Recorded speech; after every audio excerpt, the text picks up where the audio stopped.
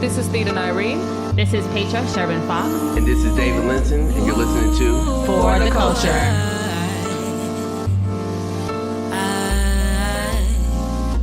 Take a picture, man. It'll last longer. Hit the gas on them. Hit a dance on them. Take no chance on them. Get the cash on them. Flip it fast on them. Take off the mask on them. Show the world who you are. What up, what up, what up? It's your boy D. Linson. We're here with For the Culture. And today, again, we're back with the new cast of the podcast. I have ThedaNyree. Hi. And I have Miss Petra Sherbin Fox. Hey. Y'all, what's going on this week? It's A lot. the beginning of the week. It's Monday. Yeah, it's Monday. We're all It's- here. Yeah, we got everything from Lil Wayne dropping an album after like 40 years. Yeah. And 40 years. And then Kanye having another breakdown. We don't know what's going on there. Nah, I don't know about Kanye. Kanye having a breakdown is like a daily occurrence now. Yeah, it's not really. I don't know if he just wants the attention or what it is. I'm leaning towards at this point, just like maybe my album didn't do as great, or I'm not doing as great in other areas, so I'm just gonna be here just ruffling mad feathers, just right. for no reason. I think like, you got to be out front for something. Yeah, and if your talent's not taking you there, then Yeah, man. well, so you just do all kinds of just nonsense. Yeah, you got to think his wife. I'm talking about your wife. His wife. Yeah, David. You gonna be careful. He gonna come at you on Instagram. Hey, come on. But nah, so his wife, her whole existence is based on just ruffling feathers. It's been like that her whole career. I guess you could call it a career. You think Well- she does it intentionally? Like she intentionally goes out to mess with people, or you think that that's just her character? Like that's just her But personality? either way, wouldn't that make it be the same thing? Not necessarily. If it's your character, or if you go or you try to do it, you're still doing it. And you're doing it intentionally. Like Yeah, I'm either trying way, you're to doing do it this. intentionally. Yeah. I mean, I guess. Cause you can't accidentally be a jerk. I mean, it's hard to accidentally. Nah, be a jerk. you can just like be a jerk because like you don't have like the filter and you don't know that you're being a jerk. Like just like a child can be annoying, and they don't know that they're annoying. They're just being They're themselves. children. Don't, They y'all don't- got to think, but she is. You got to let's look at Keeping Up with the Kardashians. Remember, she was one of the most sheltered from that show. Like she Right. was. So she has some type of knowledge to say I shouldn't do this or I shouldn't do that or I shouldn't be out front here, there, wherever. So if she's out there doing it, I mean, she's doing it on purpose, or she's an or she adult. might have a mother who is coaching her to do things like Well, that. I don't follow. I don't It's really just the follow her. momager. She's like a legit momager. yeah, so she'll she do is. anything to try to figure out how am I going to make some money. Yeah, you got to think. Isn't she his manager Yeah. now Yeah, too? she is. Oh, But my they goodness. like got so much money. Like why they gotta keep doing? They don't got so much money. He just remember he had to borrow $20 million from Jay For what? because he was broke From what? from putting all his money into Yeezys. I mean, and them Jesus. shit ain't selling. I can't. Now listen, they sell. I mean, there's not. So let me tell you, a fad is always going to sell, no matter what.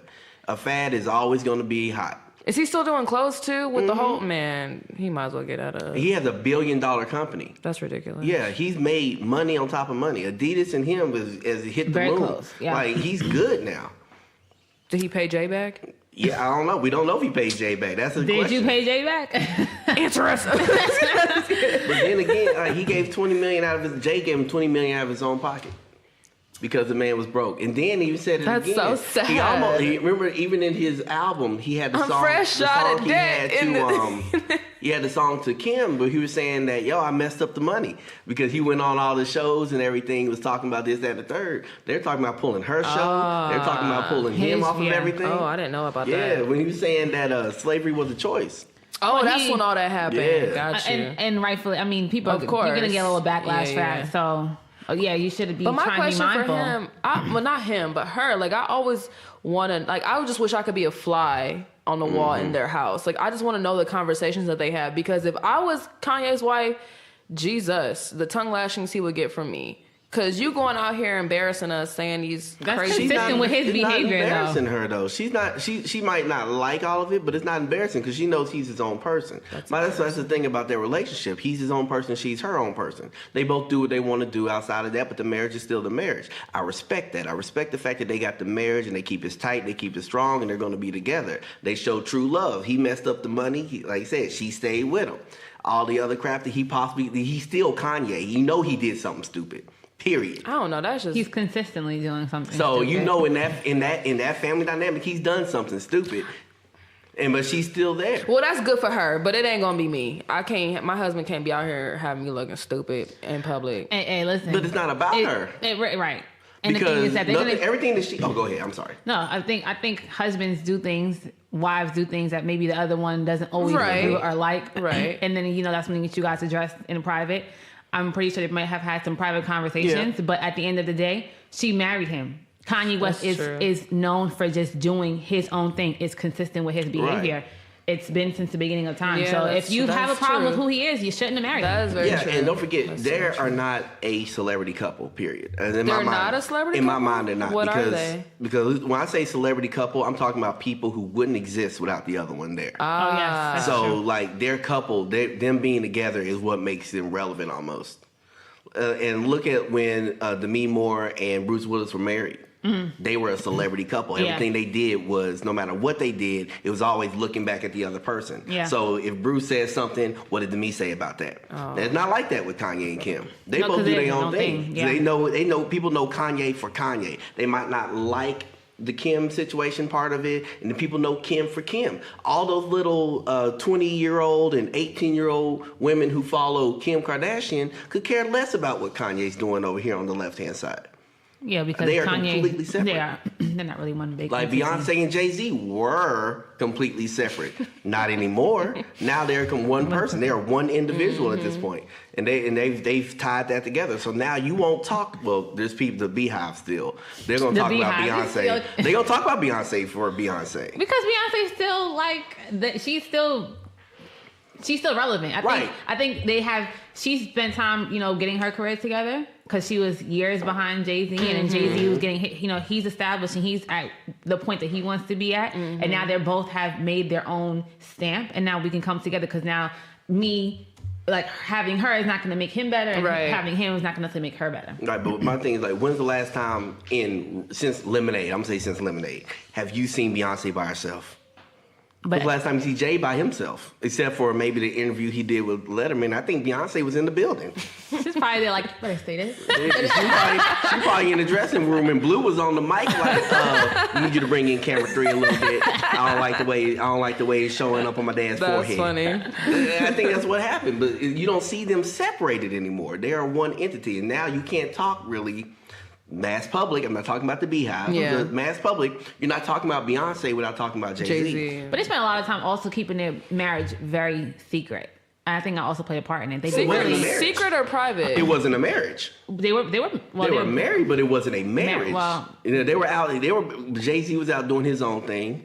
They weren't happy. They weren't spending the time together. So it wasn't a marriage. They were keeping secret. They're just keeping their situation quiet. Yeah. They were keeping all their problems quiet. And you see what happened, how that unfolded in the elevator. Yeah. Solange was ready to. She did. Like in this album, he said all I had to do was admit that I was wrong and apologize, and that never would have happened.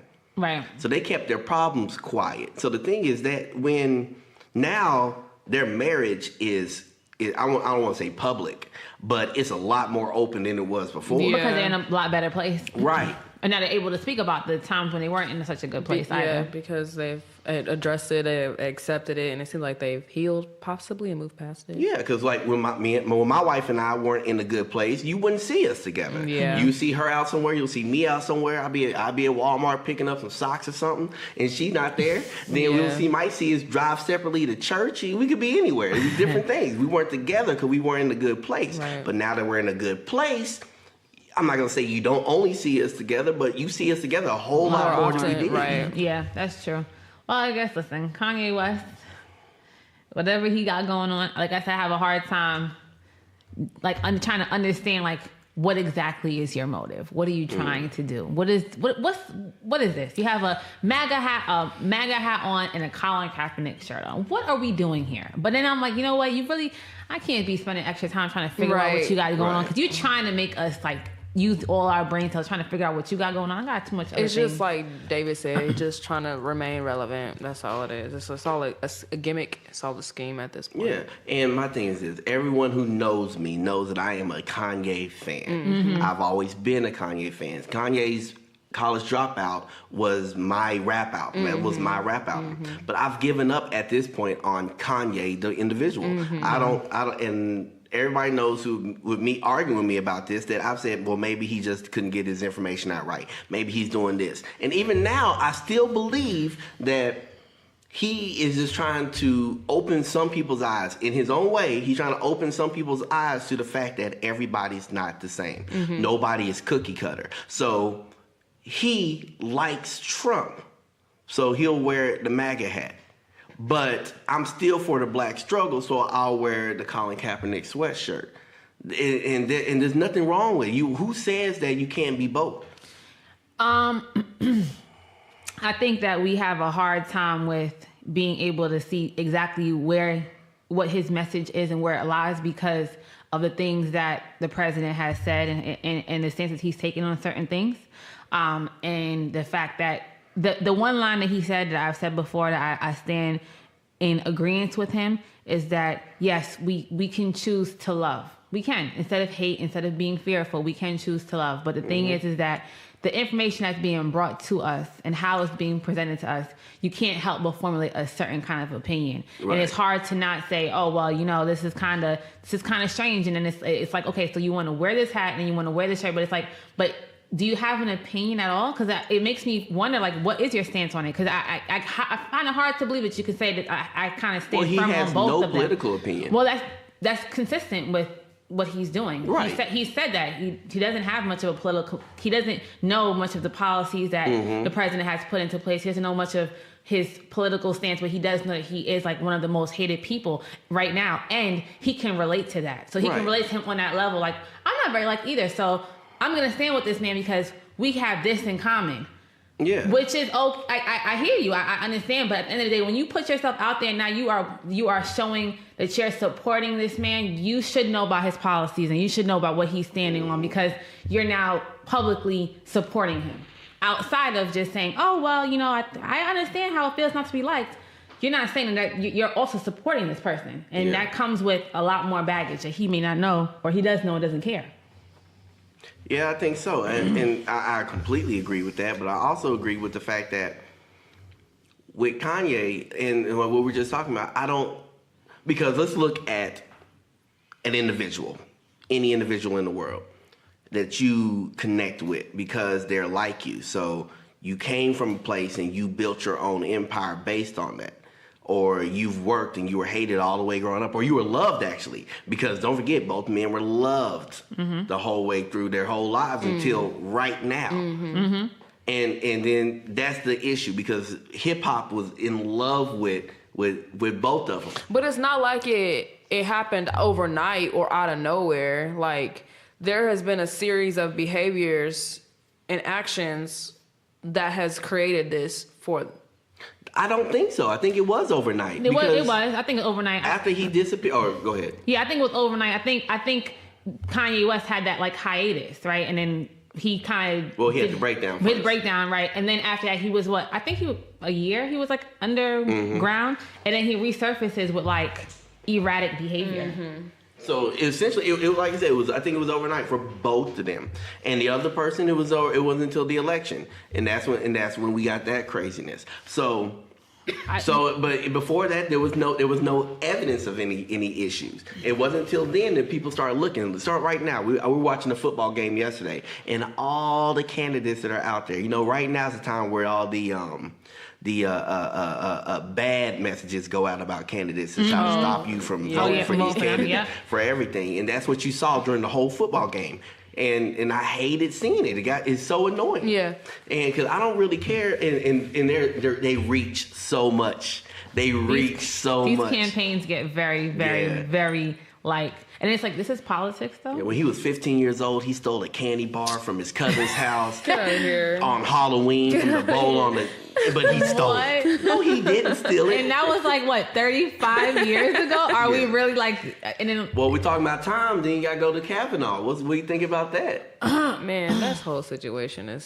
So I saw his, like, I don't even know what to call it. It's like a performance or like, I don't know what that was. I'm having a hard time. Maybe David, you're better with words than I am sometimes. So maybe you could find out the words of what exactly was going on. I think performance is but an he appropriate literally word. had like a breakdown of like a tantrum. Like I literally saw like this, I felt like it was Elijah like screaming because I accused him of doing something that he probably did, and he's like trying to deflect, and then he's like, "Oh, but That's what like, guilty people do. But here's the thing about that. So everybody's saying he's guilty. So what is he guilty of first? So there's a lot of allegations, Right, and a lot of them, and I think the only consistent one that we can say is that he gets drunk, he's gotten drunk and attempted to sexually assault and or sexually assault women. Right. He groped one woman. He pulled his penis yes. out the second time. Yeah. Right. But wasn't the first time when he was fairly young? Yeah, One both high of the time they were Yeah. both in high school. Yeah. Both situations. Oh, one was in college, one was in high school. Yeah. Right. And then he was asked about does he black out, and then he's like, He said, no. He kind of was like, well, I went to sleep after. That's not really considered blacking out. Like, do you remember what happened? No, I fell asleep after I was drinking. Yeah, Okay. he was asleep. I mean, you're not going to remember what happened. And that's true. Right. So, but again, I'm like, okay, so the fact that he was young kind of gives me like this. I'm not, like, let's talk about this. However, you have to, at this point, knowing that, the seat that you're in, he has to be able to convey whatever message that he's trying to convey in a way that people are going to be able to not sympathize with him, but maybe understand more. I don't feel like I understood much of anything that he was trying to say. Okay, here's the thing about what he's doing. He is a judge. To even be considered for this position, the highest court in the land, the position that no one has more authority than this court. Nobody is over this court. The president can't do anything to anybody in this court. Right. So they're trying to promote him to that place. He has to be somewhat above reproach that they went back over 50 years to find out that he pulled his penis out at a party. Now, I'm not condoning it. I'm not saying that it was right for him to do, but you've been to college? yeah. How many penises come out in the middle of a I've party? never had a penis come out at me at a party. I have. I'm not saying at you, but No, yeah, like- they're not saying it came out at anybody. Not like, whoa, here you go, not like that. But like, you're over there. It's not like dick pic. What just happened here? Like, it happens, yes. And the thing is that considering that he was in college, that also puts you put things into a certain perspective. But here's the thing about that. So I think that right there is where the issue comes in, because we can't say that. We can't say, oh, he was young, oh, he was this. Because right now we're saying that we need to train people, and everybody who does these things are this, that, and the third. So if we give him the pass by saying, oh, he was young. Then you need to give everybody the pass. Right. And that's where, but then we got little 18-year-old boys right now who are doing the same thing. Man. But we will crucify him.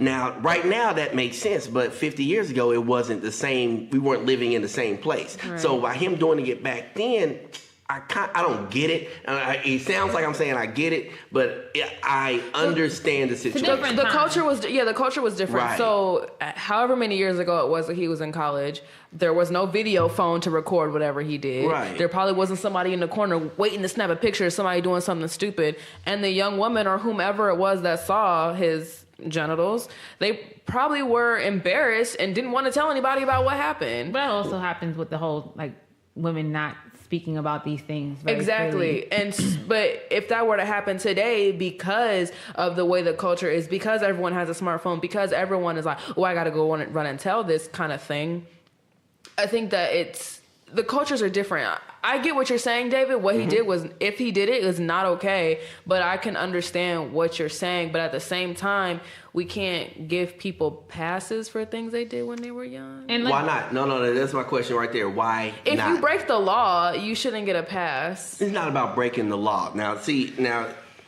I think it was inappropriate. Yeah. I think it was more inappropriate and like kind of like borderline, like not respecting people's. That's sexual harassment. let's go back to the early 2000s, late 90s, early 2000s. That time right there where the F word was used in every song, where saying something was gay was on primetime TV. Yeah. Things like that, to where you lived in a culture to where you would say something, where transsexuals and transgender people were new information to people. AIDS was apparently created by homosexual. All these things that happened. Yeah. So to say something then without all the knowledge, without all the information we have right now, without all the living in the culture they lived in, can we say now that it was wrong for them? It wasn't wrong for them then, but we know better now. Yeah, but see, it's about then. He's trying to go for the Supreme Court now, but it was about then. The issue's about then. So after he turned 18, there's no allegations of anything else up until right now. Not one allegation. No problems, no issues. And he's lived for the last 15 years in the world of smartphones. And if you didn't grow up in that, in the world of technology, you're not learning how to skirt technology. You're not learning how to delete DMs. You're not working on that stuff. So I have a question. This is me. I'm kind of playing devil's advocate here. Okay, so great movie, by the way.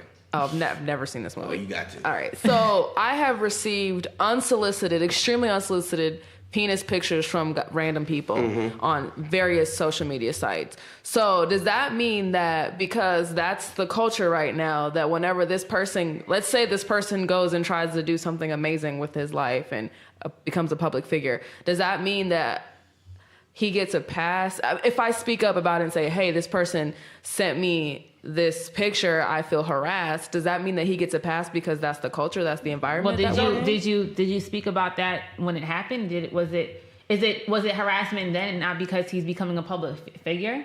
No. Okay, so he sends you a penis pic, and at that point you ignore it, and then now because 10 years down the line, he's now going to be for public office. And I'm like, oh, well, 10 years ago, he sent me a penis pic. It was totally inappropriate. I didn't appreciate it. And he's like, well, you didn't tell me it was inappropriate.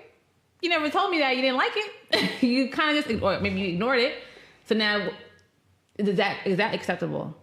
To wait until this person is trying to, at that point, level up because now it's... Is that what she did? Did she not? She didn't. Because I don't know the situation. So is she the chick that was at the party and got flashed, or is she the chick that he tried to do something with? All we know is she was at the party, and we know that she said that she was assaulted or harassed. I think it was harassed. It was assaulted, harassed at this party. So when she says harassed, does she mean that she was privy to him? Accidentally pop up. So in my mind, she could just been a goer to the party. That's what I'm saying. That's my question. Is did she just so happen to be in the vicinity, or was he actually trying to do something with her personally? Right. And now here's the thing. I have to read on that. Yeah, we have to look that up. But here's the question about that then. So either way, doesn't matter. When you have skeletons in your closet, and when you do certain things, and when you get to certain places. This is a possibility. Yeah. You waited 40 years to say something? Yeah. Because I know, like, the way it is and now... And then when you did say something, you said it in public? I know the way it is now, at least the way the military preaches... I'm sorry, I didn't mean to use the word preaches. The way the military teaches it to us is sexual harassment you can have... I guess you can call it secondhand sexual harassment. So, like, let's say we're at a party and Petra, some dude comes and says something... ridiculous, completely inappropriate to you, and you not brush it off, but you handle it however you handle it, but I feel harassed by it. I can go and report that guy for sexual harassment. That's stupid. That is dumb to me. I completely agree with that. I completely agree that that's stupid, because if it was not directed at you and the person it was directed at handled it or whatever, they did whatever they wanted to do, that has nothing to do with you. That's the same thing. That's like the PDA rule, right? Your public display of affection. Just because you don't want to see people kiss, it ain't got nothing to do with you. I will kiss my husband anywhere and everywhere I want. Except in uniform. Except in uniform. We are allowed a small peck. While in uniform. While in uniform, we're allowed a small peck. She be pecking at her husband. I do what I want. I do what I want. Until I'm in uniform. Until Uncle Sam said no. It's changed a little bit. Just a little bit. But you know what?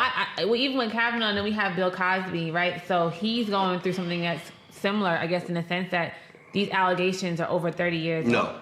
Bill Cosby allegations from 2004. The last one, right? Yeah, but that's what he's going to jail for. Right, okay, but before that, what were the ones before that? Yeah, they were from where it starts, from years and years and years ago. Yeah, but that has nothing to do with this situation. I mean, that's what kind of opened this can of worms, right? Because that happened first, and then now we're like, oh, well, don't worry, I have a case from 2004, so I'm within the statute of limitations. But that still was how it all started, was from something that happened years and years ago. And now I guess that's becoming more prevalent also. People are speaking about these things now, later in life, that now comes because down to your Harry Weinsteins and things like that also. Yeah, and I the Bill Cosby situation, I feel like if Bill Cosby did in fact do what he did, then he deserves to be in jail. I don't disagree there. What I disagree with is the fact that it seems like they're making an example out of him instead of, if we're gonna treat him like this, we need to treat everybody that's being accused, like you mentioned Harvey Weinstein, and I know there's plenty of other big names that have been accused of sexual assault, sexual harassment, rape, or what have you, and it seems like nothing has been happening to them. But now here's the thing I say about that. Now let's compare him to a Harry Weinstein. Okay. Now Harry Weinstein used his position and used his connections to assault women. Yes. Yep. That's what he did. yes, Bill Cosby used drugs. Bill Cosby did it without their knowledge. Bill Cosby did it by slipping something in their drink, waited till they started getting sleepy, and then would sleep with them. Yeah. That's different. that's Now, like because totally, you didn't have a choice. Yeah. Now, the women who, I'm not blaming the victim here, but the women who slept with Harry Weinstein so they could make it in Hollywood, boo, that was a choice.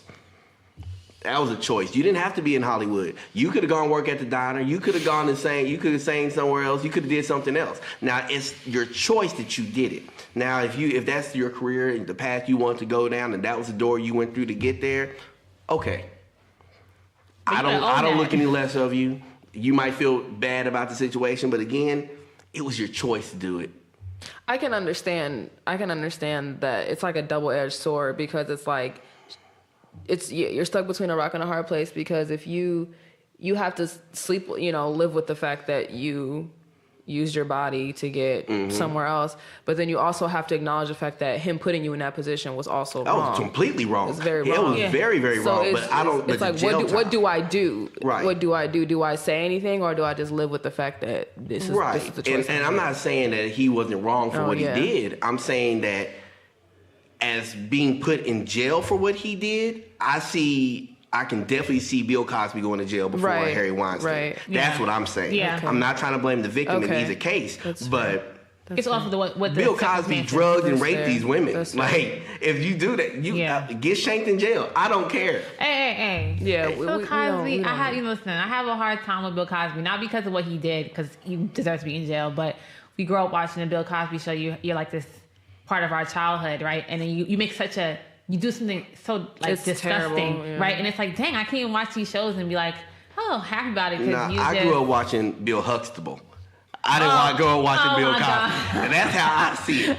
Now, Bill Huxtable is a good guy. Bill Huxtable is a doctor that had a office in the basement. His name was Cliff. Oh yeah, Cliff Huxtable. And Claire. Yeah, that's who I grew up watching. I didn't grow up watching Bill Cosby. I grew up watching Heathcliff Huxtable. I always feel like I kind of put people in their characters. And I kind of like, when I see him, I see that. Right. And it's just like, now you're going to spend all this time in jail. And even a year is just too much. Not too much. He deserves to be in jail. I meant just like, that's a year of your life. But yeah, because he's old. He's like going senile. He's like blind. It's like, wow, well, you made these decisions. And you thought this was never going to creep up on you? Maybe he did think that, because so many men in his position think that. They think that they're untouchable. No, it's not now, because he's been doing it for X amount. No, I thought you were saying something else. No. I'm saying that men, not even men, but people in positions of power and or money believe that they are completely 100%. But this is funny. I saw this post on Tumblr. This girl was talking about this guy she used to date, and I guess he kind of had money. And she was saying that rich people look at fines as how much you have to pay to do the illegal thing. Yeah. So like she said something like, I guess he went to park in some parking spot. She's like, you can't park here. And he's like, yes, I can. It only costs 120 pounds. And it's like, that's crazy. Like I never even thought about like that. Like they think that, if I just pay this and I can still do whatever it is I want to do. It's crazy. Right. So, and that and to an extent, I like that idea because everything else is bureaucracy. Like now, when it comes to murder and things like that, oh, absolutely no. But if you gonna give me a doggone ticket for not wearing my seatbelt, you in this seatbelt ticket because it's a ticket for a seatbelt. I chose not to wear, bro. Precisely. I chose not to wear. It's like, let me live, like or not. I die. People get for attempted suicide, you get charged. Wait, for what is the charge? Attempted murder? Shut up. You get charged for attempted suicide and for suicide. You can get your family. You have to pay a fine for suicide. I know this guy committed suicide. They don't pay out your life insurance policies either when you do it. Oh, that makes sense. I can see No, why. I paid my whole life that when I die, you can bury me with this money. I'm dead. Bury me with this money. Well, I think the reason why life insurance policies don't pay out because it's like they paid that money towards that life insurance policy. I mean, that's true. I don't know, man. It ain't your decision on how I die. That's true. If I die, I died. If I'm dead, I'm dead. My contract said that I pay so that when I die, that there's usually my family gets is there a money. clause that there's usually a clause that says except for suicide. I know precisely, which is stupid. Now, life insurance should not have to have that clause. If you die, you die. If you want to kill yourself so your family has money, doggone kill yourself. Do what you got to do. Or just have somebody else kill you. Do that too. Oh, and then they go to jail for murder. I mean, your family gets the money. That's what we care about, right? Is that the family gets the money. So screw the other guys. Yeah. David would say. I'm talking about. I'm all about the survival of the fittest. Yeah, we know. I think we need to get rid of warning labels. We need to get rid of the things like. Honestly, do you see these German cigarette cases? Yes, it's hilarious. Yeah. It's hilarious. The person with one lung, one arm. Like what? It's hilarious. Y'all still smoke after you'll see that? Yeah. I saw this post on Tumblr because I love Tumblr, and this Canadian was just like, why are Americans so stupid that they have to put caution hot on their coffee cups? Like, because some idiot drank their hot coffee and then probably tried to sue the company because they were too stupid to not drink hot coffee. McDonald's. Yep. That's why McDonald's. They sued McDonald's because of the coffee. Because so the woman not only she tried to sue them for the cups they had, but she took a piping hot thing of coffee and put it between her legs while she was driving down the road. Of course she. Yep. Then she slammed on the brakes and this coffee spills on everywhere. Yeah. So now she sues McDonald's for the doggone coffee being too hot. What's the conversation I had last week? At what point do we hold the quote unquote victim responsible for their stupidity? But that's the thing about the law. See, we can't do that because with a law in America, if we change things like that, then the big things get changed also. Mm-hmm. So now, if McDonald's isn't liable for that, then manslaughter is off the table. Because you can't say somebody else is liable for a death they didn't want to do. Yeah. Because like murder it has to have intent. It would just be like man one. Yeah. Like, well, manslaughter is when you do it by accident. Mm-hmm. Or you do it, or somebody dies. Or not man one, murder one. I'm sorry. Yeah, but murder one has to have intent. Right. Mm-hmm. So if you have no intent and you kill somebody, then you can get charged for manslaughter. Right. You were drunk driving down the road, you can get manslaughter. Mm-hmm. Now, if we take away the ability to sue McDonald's for me having hot coffee, then they're not liable for something that happened to me, then manslaughter can't be liable either. Mm-hmm. Now that's the problem with the law. So you have to have something in place for the bigger picture. So you have to have the caution label. Even when you go on the menus and they have the calories and stuff. Oh yeah. Oh, you can thank Michelle Obama for that. I heard. Yeah, she did that. That was part of the get fit thing. Yeah, I don't mind that though. Like I actually think it's pretty cool. I don't. Hold on now. I go get me a sandwich and it's gonna tell me there's gonna be 1,800 calories. Like, what? I don't want the sandwich no more. Well, that's the point. The point you know is what I thought about? Healthier choices. I thought about this the other day. I don't know what I was doing or what made me think about it, but I was just like, what if every time you went to a restaurant or a fast food place or whatever, there was some kind of something that could measure your caloric intake for the day, and if you had exceeded your calories, they could refuse to serve you. I don't know what made me think about that, but I'm like, that'd be really cool. No. That's some like somebody shoot that place right, up. that's somebody gonna be real hangry. That's some like Fifth Element type stuff. So I'm trying to eat in peace. So I can't get my White Castle? Hold on now. Ew, White Castle I don't like gross. White Castle. My wife does. She's from Detroit. Chick-fil-A? No, you can have that too. You don't eat Chick-fil-A? No. What's wrong with you? I eat Chick-fil-A so rarely. I'm not a Chick-fil-A. What's your go-to? What do you mean Fast food restaurant. What's your go-to fast food You said restaurant? McDonald's. No. My go-to is Whataburger.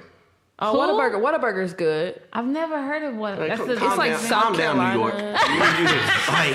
Y'all ain't even got fast food. Y'all got the woman that lives in apartment 3B. Yeah, like, she's cooking the food for the whole entire building. Yeah. That's right. They ain't got fast food. They got 2 McDonald's in Times Square, and that's it. Whataburger. I never heard. I heard In-N-Out Burger. Oh, In-N-Out is really good. In-N-Out's good, but I like Whataburger. I never knew when I went to In-N-Out Burger. They didn't tell us about the animal sauce. That's not on the menu. There's a whole secret menu. It's the dirty menu. Yeah, what is this? Nobody told us. New Yorkers that. That's why you gotta Google. Because you're from New York, we don't care. Like it's a West Coast, it's a West Coast delicacy. If you don't know the menu, you don't know the menu. Facts. You know what? Give me a double animal style. Right. I cannot. Jesus. That was not on the menu. Somebody told us like, "Oh, did you get animal style?" We're like, "Well, that wasn't on the menu." That wasn't on the menu. Then you got car style where they don't give you any bread; they wrap it in lettuce. That's cool too. Yeah, so there's all these different things you can get on the secret menu. But like I said, if I walked into In-N-Out and asked for my double animal style with a fresh squeezed lemonade by the little 13 highly paid fast food restaurant workers, In-N-Out pays their workers pay like them a lot. Well, yeah. And if I get that and they tell me I can't get my food because my calories are too high, hold on now. It's gonna be a fight. I just walked 20 blocks for work. Y'all gonna let me eat what I want to eat? Oh my goodness! I don't know what calorie thing.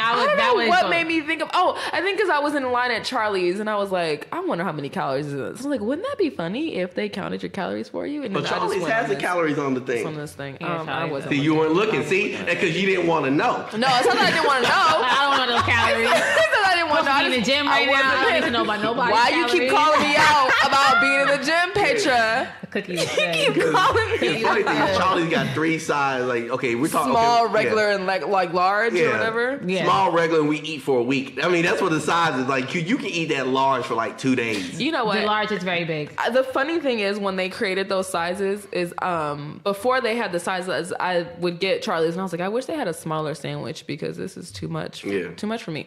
And then they came out with the different sizes and I was happy. Yeah, the car and I, we split. Why you smacking me? I can't eat a full sandwich either. Yeah, it is too much. I can't. I'm not going to. If I eat a full sandwich at Charlie's, I'm not doing anything for the rest of the day. Yeah, right. Did. Oh my But goodness. so I mean, but I don't remember how we got to this place. But, We were talking about but McDonald's. Yeah, and but I mean, like, go to. so I say liability. So everybody is liable for what happens to him. Kavanaugh, he's going to end up being liable for what he did at 18. I don't think anything's going to happen to him. I think that he's eventually going to have to possibly admit what he did, and then I think that'll be the end of it. It's not about being the end because he's going for Supreme Court. Yeah. So Supreme Court justice. So it's never going to end. He's either going to go to a place to where he gets to go in front of the Senate and they vote him in, or he's going to. But my question is, do you think that? When I say it'll end, I meant like he will still get to be the Supreme Court justice. I think that's what's going to happen. You never know. It's like they vote against it. They vote against it. I read an article today that one of his friends from college, I guess he was saying that he lied on his statement he made about how much he drinks or whatever, and the friend was like, "Nah, this dude drinks and he gets blacked out and everything." Hold up. You're a friend from college. This man. How do you remember? How old is Kavanaugh? He's over 50. That's this for man. Sure. He's talking about college back in whenever. I'm about to look it up because it has to be over 30 years ago. How do you remember how much man drank? I mean, I don't know. How you spend? I don't spend that much attention.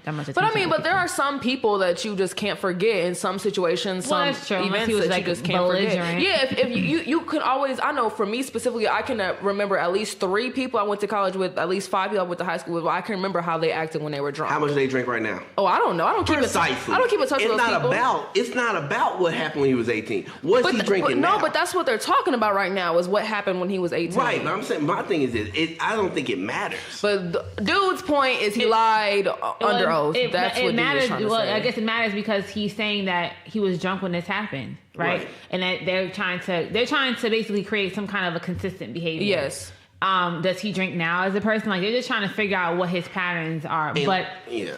That's all this is. And you said that you knew people how they were 3, 4, 5 years ago. I can remember. This is you 30, high school 30, and college. You just got out this of is college. 30 years ago. You're only 27. Petra, I stopped going to college in 2010. That was oh wow, that was a whole 8 years ago. But pause. What y'all not gonna do? What y'all not gonna? No, but like so much has happened from 2010 to now. Like it feels like it was at least 2 lifetimes ago. Yeah, and Well, of course, we're all gonna feel that way. Yeah, but it still was like. So what y'all not gonna do? It was still like a year ago. It like, wasn't a year ago, David. It was like 8. I can't remember. Your insurance just dropped. You know, like. Yo, when let me tell you. So I was in Japan, and the way their car insurance worked, it was you can do 3 months, 6 months, or a year, and it went based off your rank, your age, and your marital status. Mm-hmm. I turned 25, got promoted, and got married all in the same year. My insurance was so cheap. I was so happy. Yeah, once you get hit that 25 bump, I you was are so good. happy. Then I was like, oh, I can rent cars. I think it's 32 now, right? Because it goes from 25 you get a jump, and 30 is the next one. I don't think it's 30. I don't know. I don't think there's a I don't 31. know. I feel like there was. I don't think there's a 31. Because when Jason turned 30, I feel like it affected our insurance. But then It went down? How long ago did he turn 30? Like 2 years ago. And how long ago did y'all get married? We got married the year he turned 30. Oh, so could have been that. We're Yeah, married. he has a family now, so Yeah. he drives better. He drives. Yeah, he's more got a dad Yeah. car now. That's funny. Does he Okay. do 10 and 2? No, absolutely not. No. He has a Supra. Yeah, I'm about to say. The Like, man likes to race. Is that that picture on your phone? On my phone. That should really take off because that's cool. he put that on there before I left in April. It is now. so what do y'all October. think about this new Lil Wayne album? I'll let Theda go first. I was disappointed, to say the least. Okay. And the reason why I was disappointed was because when I was in high school, let y'all tell it was 2 minutes ago. It was. But when I was in high school, like my junior, senior year, like so like last 2 or 3 years of high school, I was dating this guy, and he really turned me on to Lil Wayne. And like I was the biggest Lil Wayne and Gucci, like those. That was me, Lil Wayne and Gucci. I on my little little MP3 player. All of it was there, and so I was like, that was it. I knew all the songs, I knew all the words, and So that was like the Carter 3. Yeah, the Carter 3, and then all the mixtapes he was dropping. Like he always had something coming out, and even up to I think about my sophomore year of college is kind of when I started to fall off because that's when he did one of his dedications. I think I don't remember, but anyway, I kind of started to fall off with him because his rap started to get commercial. I guess is the word I want to use. I'm not really sure exactly. Excuse me, I'm not really sure exactly what I'm trying to say, but it wasn't what I was used to. Okay. And so then I just stopped listening to Lil Wayne altogether because it was continuing to be this Lil Wayne that I'm not used to. Mm-hmm. So when this came out, I was already prepared to not like it, honestly. And I think I only like a couple of songs on there. I just can't get down with it. Get Petra? I've never been a huge Lil Wayne fan. You know, my music taste is a little bit different. I think that I don't think it was any different from any of the other stuff that he's done. There's probably a few songs that on here that I felt were okay. There was some that had some depth to them, which I could appreciate because I like that kind of stuff. But there's some things that I didn't even understand what he was saying. So, just not my style of music, basically. And just, I think he did okay for something I was, for his work, I think it's consistent with what he's done. But I think it was a good album. I think it was because Lil Wayne's Lil Wayne. He's always been Lil Wayne. He's always going to be Lil Wayne. Now, with Theda, what you were saying was how you felt like he becoming too commercial. Now, I don't think he became too commercial. I think commercial caught up with him. Okay. Because don't forget, he changed. In my mind, he invented the mumble rap we have now. He created that whole type of feel because that was the music he created. That was the music that he made, except you could understand him. Now, when I say mumble rap, I mean it was he did the same type. He had hot beats, repetitive lyrics. Yep. But in between the repetitive lyrics, he had fire. Now with the mumble rap, they just took out the fire And put a little mumble. and kept repetitive lyrics. Yeah, that's what we But with the auto tune, how the auto tune got big, because don't forget, Lil Wayne took it from T-Pain, and Lil Wayne put it in rap, and it blew up then. So you gotta look at that, and now auto tune is all through what is rap right now. Yeah. Without Lil Wayne, we wouldn't have anybody we have right now. Well, anybody like the Future. Anybody we have right now. Oh, okay. Anybody who's come out within the last 5 to 10 years. Without Lil Wayne, we wouldn't have them. We only talking about rap, right? Yeah. Okay. We're talking about rap. Even the ones that have such different styles than Yeah. he does. Exactly those people, because he was the one who allowed them to do that. You remember he was a skater. He was playing guitar on stage. Yeah. He was the one who took rap to where you could do things like that. Not saying that he was the only one to do it, but I don't think we would have any of the new artists out right within the last 10 years without Lil Wayne. I don't know. I do believe he did make a lot of that like skater feel, that kind of like. Didn't he do a song with Blink 182? I don't remember that. I don't know. I might be mistaken, but I think he did have a collab with them, and it was pretty interesting to see the two different kind of music styles mixed. But not really a fan. So. I don't know. I'm gonna call it the old Wayne. Like I listened to a little bit of a couple of his songs this morning on my way to work, and I was just like, man, I just miss it. Like it just is like a nostalgic feel for me. Like, I just remember being in college and being in high school and just like going crazy. Well, I think that's the thing. I think like there was a College Humor did a video on it to where a guy was comparing. He called him a rap snob. A hip hop snob, where they were bringing up songs. They were saying that the songs now aren't as good as the songs back in the day. That's how I feel. The thing about it is, it's nostalgic. The only reason why you love that song the way you do was because it was at a time in your life that song resonated with you. And you know what? I thought about that today, and I think about that about a lot of things. Whenever I have nostalgic moments, I always have this thought: was it really that good, or was it just because I was younger then? And or in a different space? Exactly. And like I'm not gonna say I'm an adult, but I was an adult then. But like as an older adult, You're an adult. Yeah, you were an adult then. She was 18, so I was an adult. So what y'all not gonna do?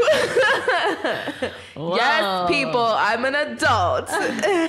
But yeah, just like the different headspace and the different situation I'm in now, I just don't think that I can do it. I will still enjoy my old nostalgic Lil Wayne, but I'm not sure that I can get down with and I get that. And then like you say, you gonna grow, you gonna change, you change the things you like, you change the people you're around, and that's gonna change the music you listen to. Like I think that is what it's about. So, but there's people who are still in that headspace. Yeah, there are people who are where you were back then, who are on top of this album. This right now set to go #1 on the Billboard 200. Yeah, definitely. It just has gotten a lot of traction. The album is fire. I can't see it. Maybe I need to listen to it. I think I'm gonna listen to it again. But you also said that when you started listening to it, you already were like, it's not gonna be good. Yeah, so you didn't give much of a chance. Preconceived. I personally listened to it because like, okay, the Wayne album dropped. I've never really been a fan of his, but let me see what the work is. And I think it has been consistent with who he's been. I don't think it's like, oh my God, what is this Lil Wayne thing? He's starting this whole new fat. No, it's pretty consistent with who he is, which is why there's some songs like, okay, this song is cool, or this line is cool, because he is good for some really nice dope lines. Yeah. I think the last piece of work from Lil Wayne I listened to was the Dedication 5, I think, that he put out in 2015-ish. I think so. Yeah, I think that was the last one I listened to. I think I listened to about 4 or 5 songs. So Dedication 5 was 2013. No, it was whatever he put out. Whatever he put out in 2015. Barter 6. Maybe, I don't know. I don't know the name of it. Yeah, Barter 6 and Sorry for the Wait. That's what it was. Sorry for the Wait too. That's what it was, because I remember he did the beat from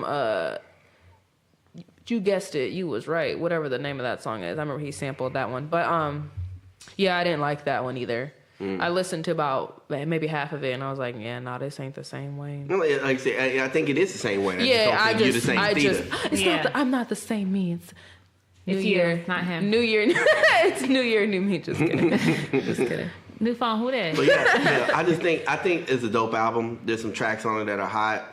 The Triple X track is cool, it's whatever. I wasn't a Triple X fan, so it didn't really resonate with me. So there were some bars in it that were hot. Yeah. I like the one with Travis Scott, but I think I only liked it because of Travis Scott. But it's a party song. Yeah. Like, and there you go right there. Like, so people who like Mona Lisa, people who like what's it called? The Travis Scott track. People, fly, let it something about flying. Yeah, people who like those tracks. The thing about them is that those are party songs. We rarely have people who like both sides of the spectrum. Yeah, spectrum now. Yeah. I liked the one song. I think it was. I liked "Hit Us." I did like that. I liked "Start This Off Right" with Ashanti, and I liked the fact that he used the Mac Main beat. Mac Main beat. Not Mac Main beat, but a Manny Fresh beat. Sorry. Mm-hmm. I liked "Mess." I really liked that song because I can relate to it. He was just like saying, "My life is a mess. My girl's a mess. My wife is like, we just a mess over here," and I could relate to that. We all can relate to that. We could. "Let It All Work Out." I really did like that song. He's number one on iTunes right now. No, well, that's good for him. I'm glad because it's good to see him out because I haven't seen him not even I just haven't seen him out or anything you got to think the man has been doing this now for he was like 17 when he came out, right? 16. No, he was 14 when he came out, and he got hot when he got hot by himself at 16. Okay. Yeah, I think when I found out about him, he was 16 years old. I distinctly remember coming home from school. I don't remember what grade I was. I remember coming home from school, like 3rd grade. Sorry. Maybe that might be right. That might actually be right. 3rd or 4th grade. Why you trying to play? And I remember there was this channel. It was called The Box, and I think they show music videos all day long. And I remember coming home from school, and the Back That Up video was on. And I remember him in his tall white tee, after you. But I will never forget that. The freestyle t-shirt. Everything that he did, stuff like that. Everything that he did was the hottest thing from the Hot Boys. Yeah. There was really can y'all really name 4 people from? I don't know any of the Hot Boys. I just know Lil Wayne. And from Cash Money, from old Cash Money. Can you Juvenile. Juvenile was hot. Yeah. Manny Fresh. Yeah. Big Baby. Why would I keep trying to say Big Baby? Baby. I said we said Lil Birdman. That's his name. Birdman Baby. We said Lil Wayne already. Mm-hmm. That's all I got. You got Turk. Everybody forget about Turk. Who's that? See, Turk was a rapper who sounds like Lil Wayne. They were together. They were the young boys in the group, and they sounded like each other. What happened to Turk? We just stopped hearing from him. I remember Lil Wayne did that verse with it was him. It was Lil Wayne, Lil Zane, Sammy. Oh, all the little kids. The Hardball song. I remember Lil Wayne's verse. Oh my God. I liked his voice on that song. It was it sounded really weird, but I really liked it. They call me Young Weezy. That's what he sounded like. That was a cute one. So Weezy, he's been out here forever. He's been out for a long time. So I mean, if he wants to stop, he's not going to. But I mean, I wouldn't even be mad at it. Don't forget, he had a company he was running. Oh yeah, he So Young Music, he's running the whole company. He had a song with his daughter on there too. I thought that was cool. Raising yeah. Mm-hmm. That was cool. Famous, right? I think that's I think it was Famous. I like Famous. That's my number 1 song on the album. Yeah, it was Famous with her. That was a really good one. But that also, for me, I like something with some kind of real strong message. And that was a good song to have with his daughter. Yeah. I could care less about message. Yeah, here we go. Because he don't care about nothing. I don't know. I won't. This is what I want. He don't care about much. He can care about a few things. When it comes to rap, I need a few ingredients to make it hot. I need a few ingredients to make it hot. So the message is not one of them. No, messages can be in it, but I need you to be able to relay your message in a authentic manner. Yeah. I need that to happen. Mm-hmm. I need to have a decent beat. I'm not going to say a great beat because I don't want the beat to overpower what you do. Nas is one of the greatest lyricists ever. Yeah. And he's had garbage beats his whole career. They're really bad. I like Ether's beat, no? No, Ether, I mean, it's one song out of everything he's done? I know. That one's really... that Rewind Ether. Stillmatic has some of the hottest beats he's ever had. Yeah. But don't forget, his hottest album was Illmatic, and those beats were horrible. They were sucky. Poor Nas. But he still made it. I feel like a lot of Wayne's beats on this weren't that good either. Was one of them special delivery? Yeah. Yeah, it was, right? I was like, do I hear special delivery on this album? But see, the thing is, his beats were fire, but they're not the beats that people are listening to right now. That could be what it was. So you aren't hearing a future style beat. And then people think it's a garbage beat. But there's some fire beats out there that he actually was on. Yeah. It's kind of like Drake. Drake has some fire beats on his album, too. Yes, the Scorpion one? Mm-hmm. My favorite song off that album is After Dark. Oh, that's my song. What? I didn't like the B-sides. I play that song over and over. I didn't like the and over B-sides. and over I mean, his again. B-sides. I like Drake. No, and I hate people who like, oh, I don't like Drake. It's like people who just hate on LeBron James for no reason. Just to hate on LeBron. Yeah, James. 'Cause it's the wave. Yeah, and that's why they go after Drake. The same reason. I like Drake. Because Drake got bars. I like Drake. Drake got talent. Drake is one of the most. Drake is the. Well, I'm gonna say one of the most relatable hip hop artists out. I feel like Drake definitely is.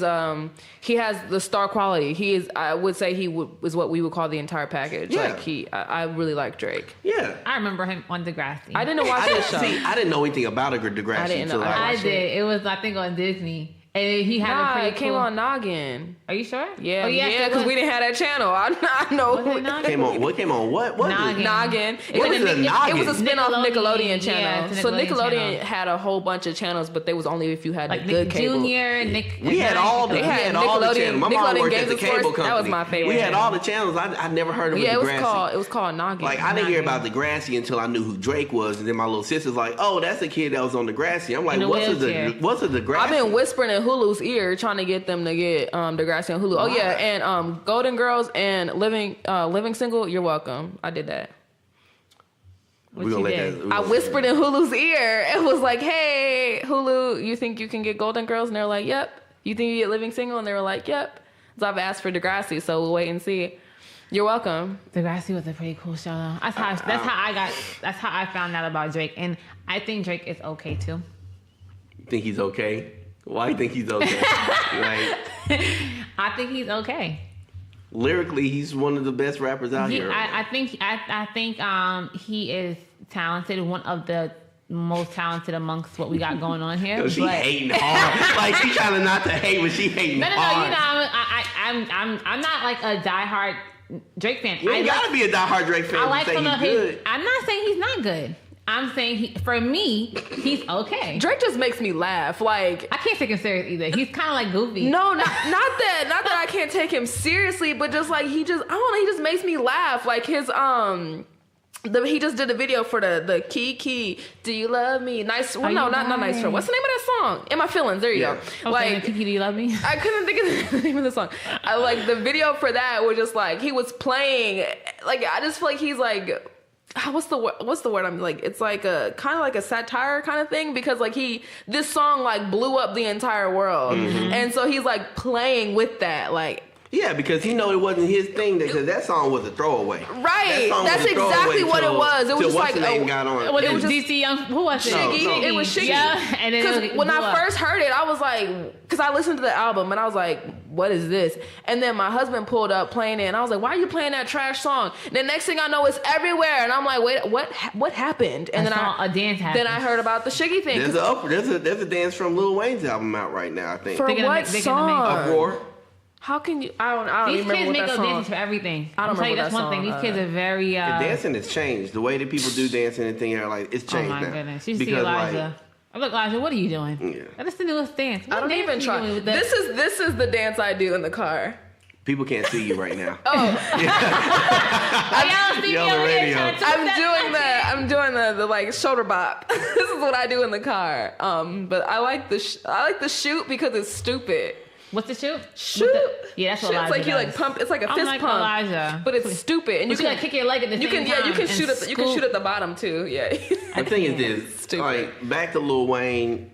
To me, it's a good album. You weren't Theda, you weren't too into it, and Petra, I think you're on the fence.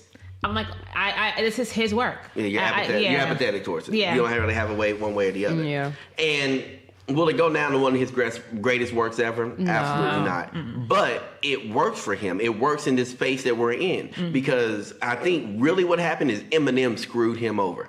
Why do you say that? Because Eminem dropped the album. Oh, right. And that got a lot of heat because of the M.E.C.C.A. battle. Well, thing. not even that, because I think that so Eminem came out and all the buzz about Eminem, again, like you said with the M.E.C.C.A., I don't think that was the biggest part. I think the fact that he came out with a nostalgic era album for my group of people, my generation. Well, you're in my generation also, but when I say my generation, I mean people who are over the age of 30 who grew up at an older age on these same albums. So you might have heard an album when you were in 3rd, 4th, 5th grade.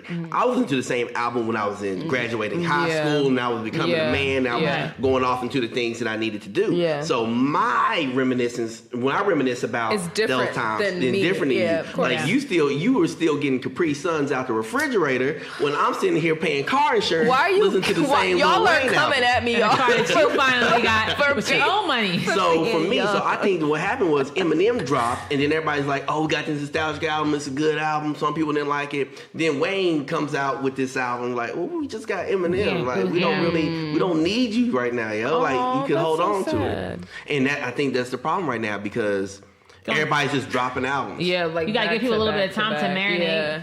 Get over that album. I'm not and it was long. 23 songs. I'm not an Eminem fan. It's not long though. That's long. It's long now though. Like Everybody's dropping EPs. 10, 12 songs is usually what we get on the album. No, I mean, well, unless some, Depends. Unless you're Chris Brown, Well, you get Chris Brown, 46. 50 It was like songs. 46 Okay, songs, something like that. Yeah. But yeah, I'm not really an Eminem fan. There's a couple songs I like by him, but I can't just like sit down and listen to an Eminem song. Because y'all see, this is how I always tell with when I ask people if they're like an Eminem fan when they came up, and I always ask them, how old were you when the Real Slim Shady came out? I was in like around 3rd or 4th grade. I was older. I was probably It came out in junior high. 2000. 2000. Did it really? Yes. So I was I was in 6th grade. in 9 years 2000. old. So yeah, about 3rd or 4th grade. So you didn't really. It didn't. Most of what he was saying in those I had albums no didn't idea register what the with heck you. he was talking about. Right. I just thought it was cute because everyone in the Slim Shady videos. They all had the white tees, the blonde hair. Wait, what's the one where he's talking about Britney Spears? I think Is that the was same one. song? Yeah. Okay, and I remember the little fake Britney Yeah. Spears. Yeah. So the I things thought like that that. stuff So was funny. it depends on where you were and how old Yeah, you were. exactly. Because actually it says it was recorded in '99, released April of 2000. Mm-hmm. So that was the Marshall Mathers LP.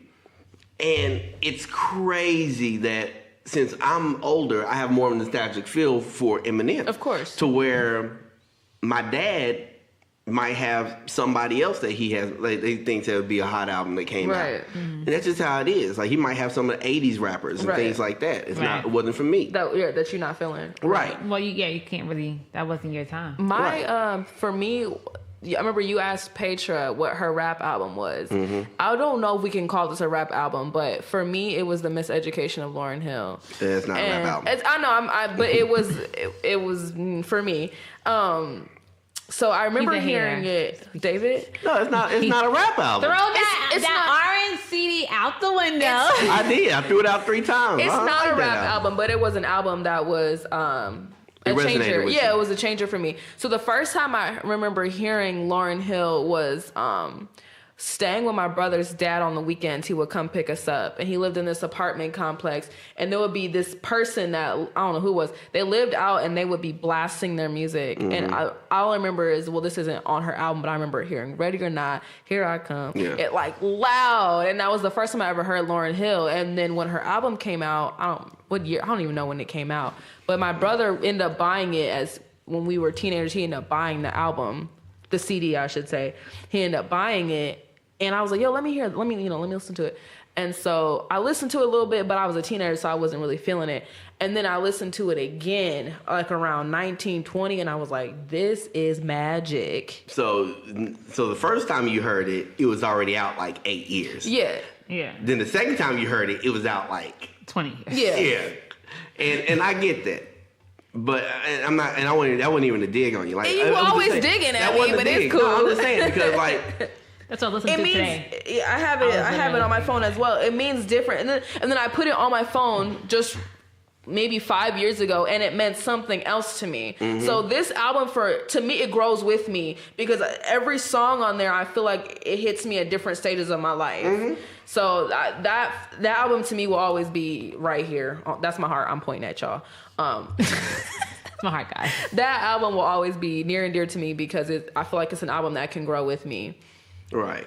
And I get that. And like I said, I understand that. I get that. Yeah. It was a good album. Yeah. I got tired of the album. Of course. I destroyed the album 3 times. I understand. I've never bought it again. It's not on Wait, why did you destroy it 3 times? Because my sister kept buying it. Well, stop destroying her stuff. Quit playing it in my car. That's just how it works. Take it out of the seat thing and start out the window. I did it. And the first 2 times I did it out the driver's side window because I threw it right past her face. Because you're not going to buy this album again and put it in the car. So rude. Tiffany, I'm talking to you. And you remember this because I crushed that album 3 times. So rude. Lauryn Hill is one of my. That's also my favorite. This is the only piece of work that I can listen to from the very beginning to the very end. I really just. I really just enjoy it. Let her live. It's a good album. Let her live. Well, I mean, do listen. a concert. I will show up on time. I will not pay for a concert. Put another album out. I saw a meme. She doesn't own rights to this album anymore either. She can't even play the original music. Dang. That's so sad. I saw a meme. That ain't sad. That's stupid. She's being Here stupid. He goes.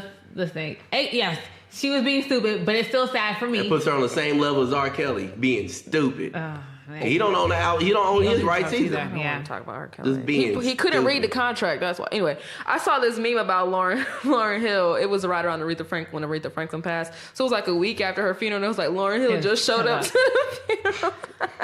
Yeah, listen, it's true though. She needs to get herself together. I'm not even mad at Lauryn Hill. I'm mad at the people who are buying Lauryn Hill tickets thinking she's gonna be there on time. Yeah. Listen, I tell you one thing. Then want refunds. Yeah, you know this behavior. But what is the thing? Like, why is she like? She doesn't care. No, that's not what she said. She has a whole reason, and I listened to it.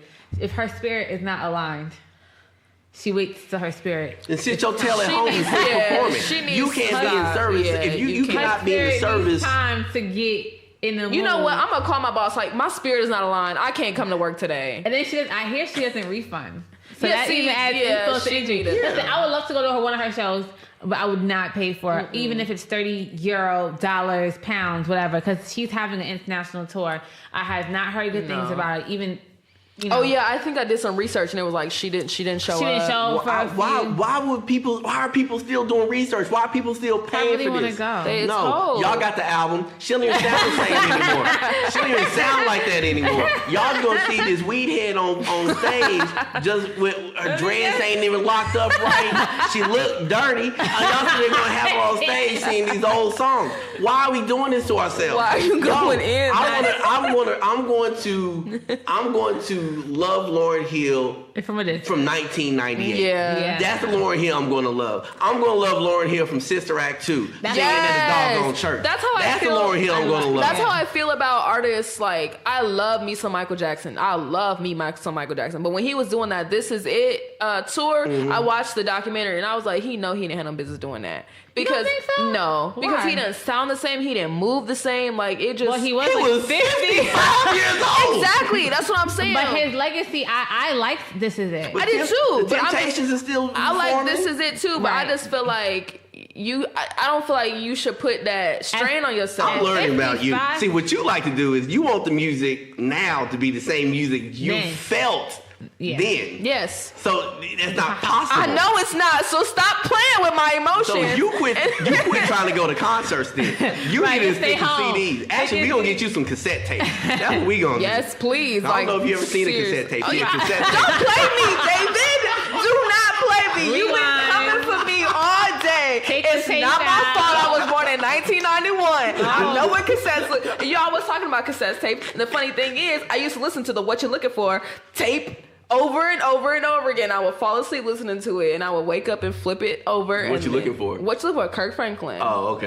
Okay. Why y'all trying to play me? What you looking for? And then it would get jammed, and I had to take it out and use a pencil and wind it back. Okay, so she might know a little bit of something, David. You know, she was one tape, a little bit. The only reason why she know what a tape is because she was at her grandmama's house. No! It's her grandmama tape. It was Her mom and daddy had CDs. Like, here you go. I didn't have a mom and dad. Oh, gosh. See, she trying to play that card now. Yeah, all her friends had CDs. Whatever. She had the tape. We all had the CD players in our bags. She had that yellow Walkman. She clicked on it. I didn't have that. And then my cousin You didn't have a CD player? I didn't get one till later. My cousin had this huge sleeve of tapes. I had Michael Jackson, Janet Jackson. How old was your cousin? My cousin is, how old is he? Much older than you. Yeah, he's like 34, 35. And much older. He's like, he's 34, 35. Much older than me. Do y'all want me to leave? I'll go. This is just your day. This is your day.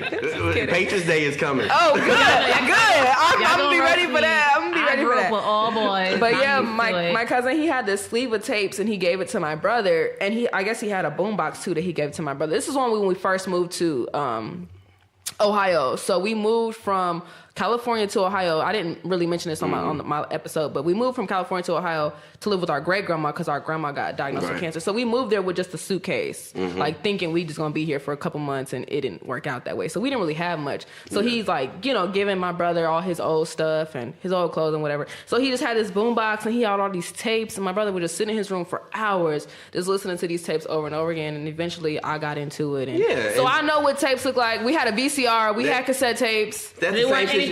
That's like the same situation I grew up with my dad. They like, weren't the reason why I listen to Harold Melvin and the Blue Notes, the reason I listen to Luther Vandross, the reason I listen to these because my dad had all these vinyl albums that I went back and listened to. My grandma has a bunch of vinyls. Yeah, and I get that. And I'm not saying there's anything wrong with that. Now, here's the thing with it though. When I bring these artists back up now, I'm not expecting them to sound like they did then. Especially because the music, I mean, like Michael Jackson, I really, really appreciated This Is It so much. Like I love seeing. It made me so sad. I wasn't sad at all. I was like, look at you. Like, look how much you've accomplished. Look at the fact that you are like 55. And even if you weren't able to do things that you were when you were like 8, obviously, you still are so talented. And you can see the amount of perfection. And he was a perfectionist. If he's doing something, he's stopping himself. If something's not working for him, he's speaking about it and just seeing how much like he poured into it. He put a lot into that tour. So to see that, and then to be able to watch that on This Is It, like I absolutely loved it. Right. It's one of those shows. Like even Elijah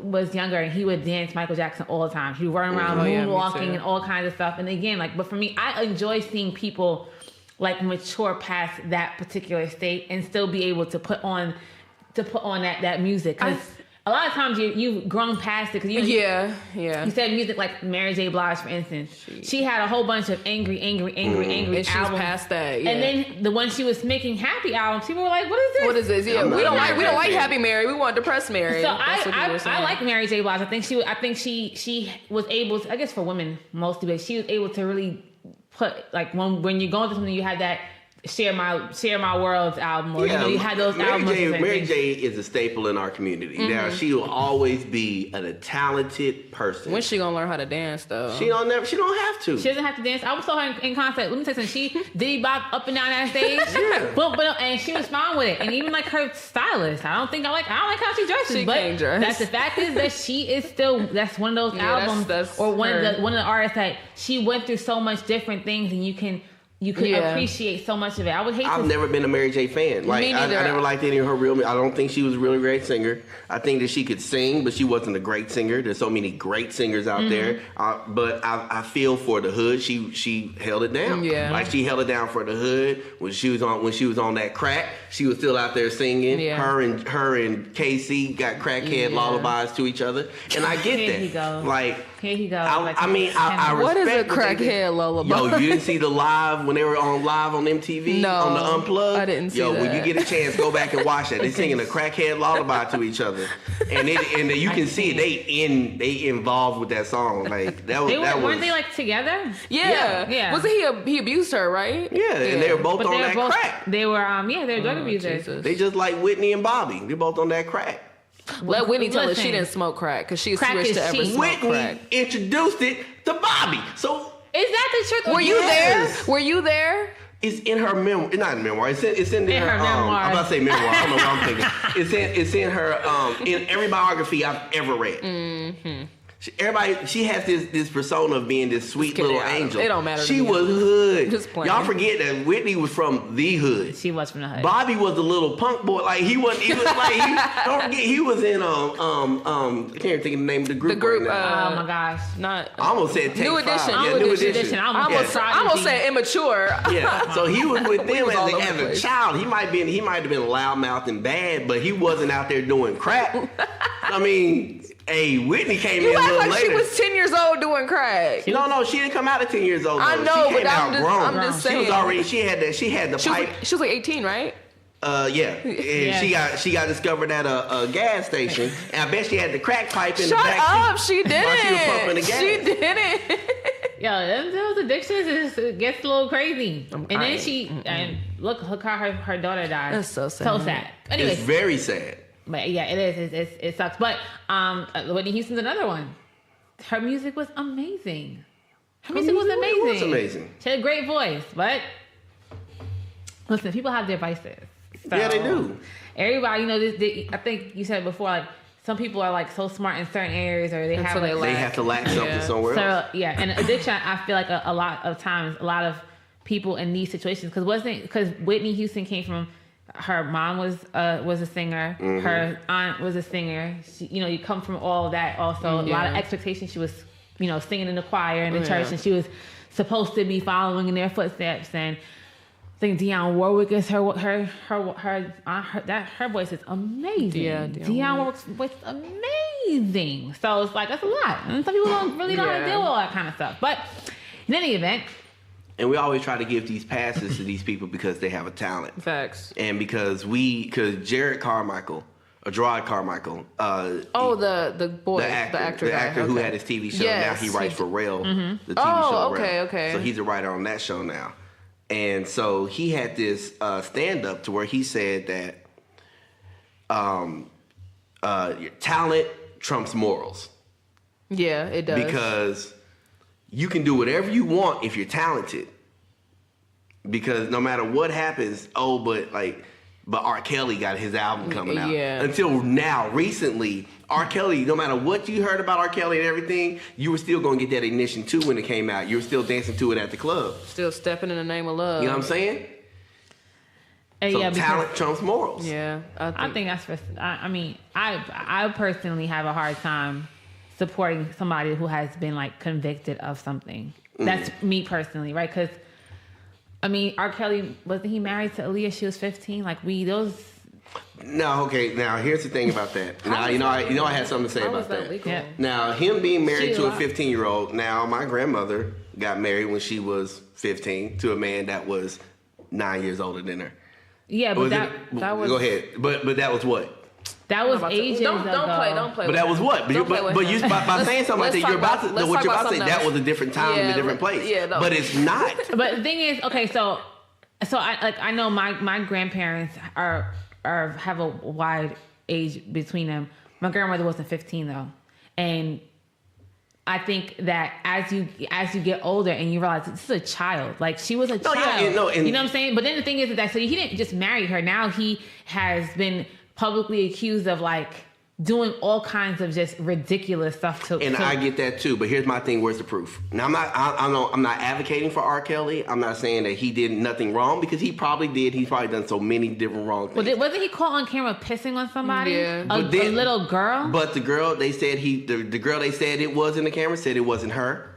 Of course, she said she wasn't her. She's not going to publicly admit that she got pissed on. They didn't subpoena her though. Oh, if you bring it to court, you can't lie about it because you're an adult at this point because the girl that they said it was at the time of the trial was over 21. So if she got on stage and lied about it and it happened to be her, she would be in jail. Right. Why didn't they subpoena her? Maybe it wasn't her. Now the thing is this. There's no proof to all of the allegations they bring up on them because everything that happens, everybody, we hate it and we go into it like, oh, he shouldn't be doing this, he shouldn't be doing that. But there's nothing illegal about some of the things that he's doing. So the women that are in the house that we say that we're creating these. They're adults. And we're creating these whole scenarios that we don't know what's really going on. Yeah. We're saying that maybe he got them chained to a bed. They can't walk more than 10 feet from where they sleep and all that. We don't know these things. Now, I'm saying that all the people that are accusing him of all the things, why have they not gone to court and gotten on record and said these things?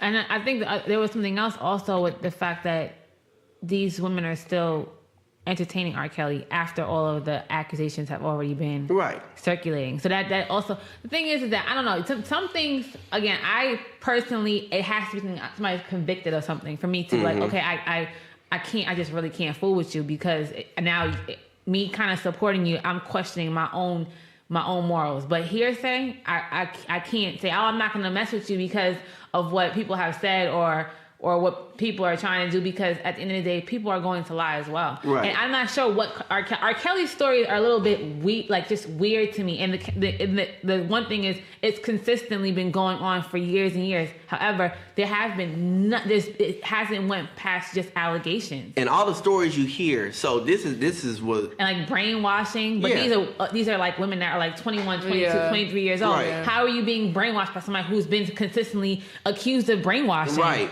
And that's so weird to me. And I'm not saying that he hasn't done anything wrong, because he probably has. He's probably done all kinds of crazy things that I don't know about, but I don't have proof for those things. And the things that could be proven, the things that all these people are accusing him of, but they haven't done a police report yet. They haven't gone to court about it yet. He only went to court about one thing. And that was the 15-year-old girl thing. Yeah. The urine thing. And even then, they couldn't even prove that it was the girl in the video.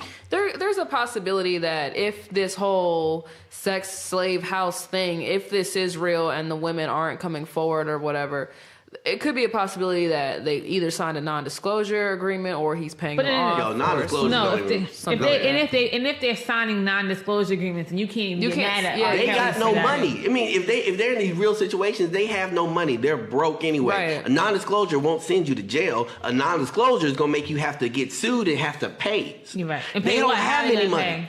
He don't got no money. So they don't got no money. Nobody has no money. So really, you gotta think about it like that. How does he not have money? He doesn't own the rights to his music. Everything he's ever written, everything he ever had. Who was his manager? They screwed him over. That's why he has a whole new management team. He couldn't now. read. Doesn't matter, because you then lost the contracts. assets to a lot of your. I Believe I Can Fly. That's like the staple of a lot of. Not even I Believe I Can Fly. See, I Believe I Can Fly was big or whatever. But you gotta think. Space Jam. You gotta think though. Bump and Grind. Yeah. Bump and Grind was one of the 12 Play in general, the whole 12 Play album. Yeah. Not to mention all the songs he's written for other people. You know what? Really, as an adult, I listened to Bump and Grind. I listened to the entrant, like my mind telling me no. I listened to that and I was like scratching my head. I was like, I feel like he wasn't. I feel like that was In about hindsight, you think that? Yeah, that's what I thought. Only because of all the things. Yeah, all things you're told. Yeah. Like, I feel like he was. But your body's telling you go. Yeah, Hold up, wait a minute. that don't sound right. Let me think about this for a minute, because I don't know. I like The World's Greatest is one of those songs that I like. Yeah. You know, but Yo, the man consistently dropped fire. He does good music. Definitely does good music. But again, like, I understand talent like outweighing morals in a sense. But again, if I just couldn't support. I'd have a difficult time supporting somebody that I know has been convicted of something that I stand strongly against. Mm-hmm. That's just me. Yeah. And my thing, I get that, but I separate what they do from who they are. I've always done that. I've always separated what they do from who they are. So right now, tell you the absolute, Kanye West could jump up with a white power T-shirt on and a swastika tattoo on his face. That ain't gonna change college dropout for me. See, and so for me, I'd have a hard time being like, everything that I stand against, you're all for that, and then, then it's like, so for me, it's like, okay, I'm somehow supporting him. You're giving him money, and I'm just like a teardrop in the bucket. Really, I don't make much of a difference. But you're not getting my $9.95. Yeah, because you want to jump up and down with your swastika on your face as if people didn't lose their lives because of this. Yeah. Absolutely not. But that's just me. See, right. The thing is, I don't think there's not a lot of people that are willing to do that, or some people just like, yo, listen. Dope music. Okay. He's an entertainer. I don't care about his personal life.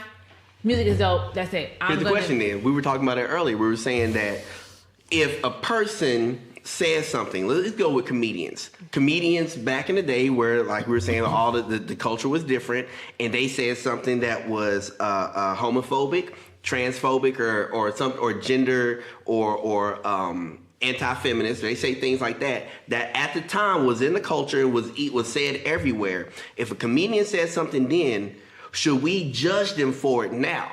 That's part of the act, though. Right, but they said it still, and they had to believe it to say it. I mean, it's not like most most comedians aren't coming up with random ideas and throwing them on stage at people. It's their life and things that they see and things that they know, because that's what they were shown to have that perspective. I think it could be based on some interactions, something that you've seen other people do, something that you've seen happen in front of you. Like if you and I are talking and I tell you that I hate gay people, I'm telling you this. And I'm not in any kind of a character. It's like an actor or an actress, and they've assumed a specific role. Mm-hmm. I think as a comedian, you assume a specific role. You, at that point, take things that you've seen, heard people say, and you can use it. Oh, I remember this instance. I can make it into a funny joke. Right, but to make it funny, you have to have an understanding of it. Because you have to manipulate the situation to change it. Now, if you completely are against something, I don't think you can make it funny, personally. Now, I think that you have to be cognizant of your feelings in the situation to be able to make something funny that's negative. I think there'll probably be a line, right? Mm-hmm. Like some people have like, okay, there's this line that I will not cross, but it's like taking a role that you probably, a person taking a role of a rapist in a movie, right, and them like, I just can't, that role I can't play. Right. So I just can't overstep that line. But maybe a person that cheats on his wife, you would never do that in real life, but you'll take that role because at that point it's not taking you in a place where you feel like you're morally going against what you stand for. Okay. But you still wouldn't necessarily do that in real life. So here's the thing about the comedians, back to that then. So do you believe that we should hold comedians today accountable for things they said when maybe they were 22, 23 years old? I think that... I'm really not trying to play this game with you, David. No, that's the question I'm asking. Do you think... She's still 22, 23, so you can't ask her that question. I'm 27. But I think that if we were to do that, we were to hold comedians accountable for things they said when they were 22, 23, then we can hold you accountable for things that you said when you were 22, 23. Right. And that's what I'm saying. Should we hold these people accountable? I think it's the difference is the platform. So like, you absolutely cannot, the things that I said at 22, I would never, there's plenty of things I can remember in my head that I said, I cannot believe I ever said, because I know so much more better now, right? Yeah. And the thing is that, so let's just say as a comedian, I made a stupid joke, right? And people know that I made that joke.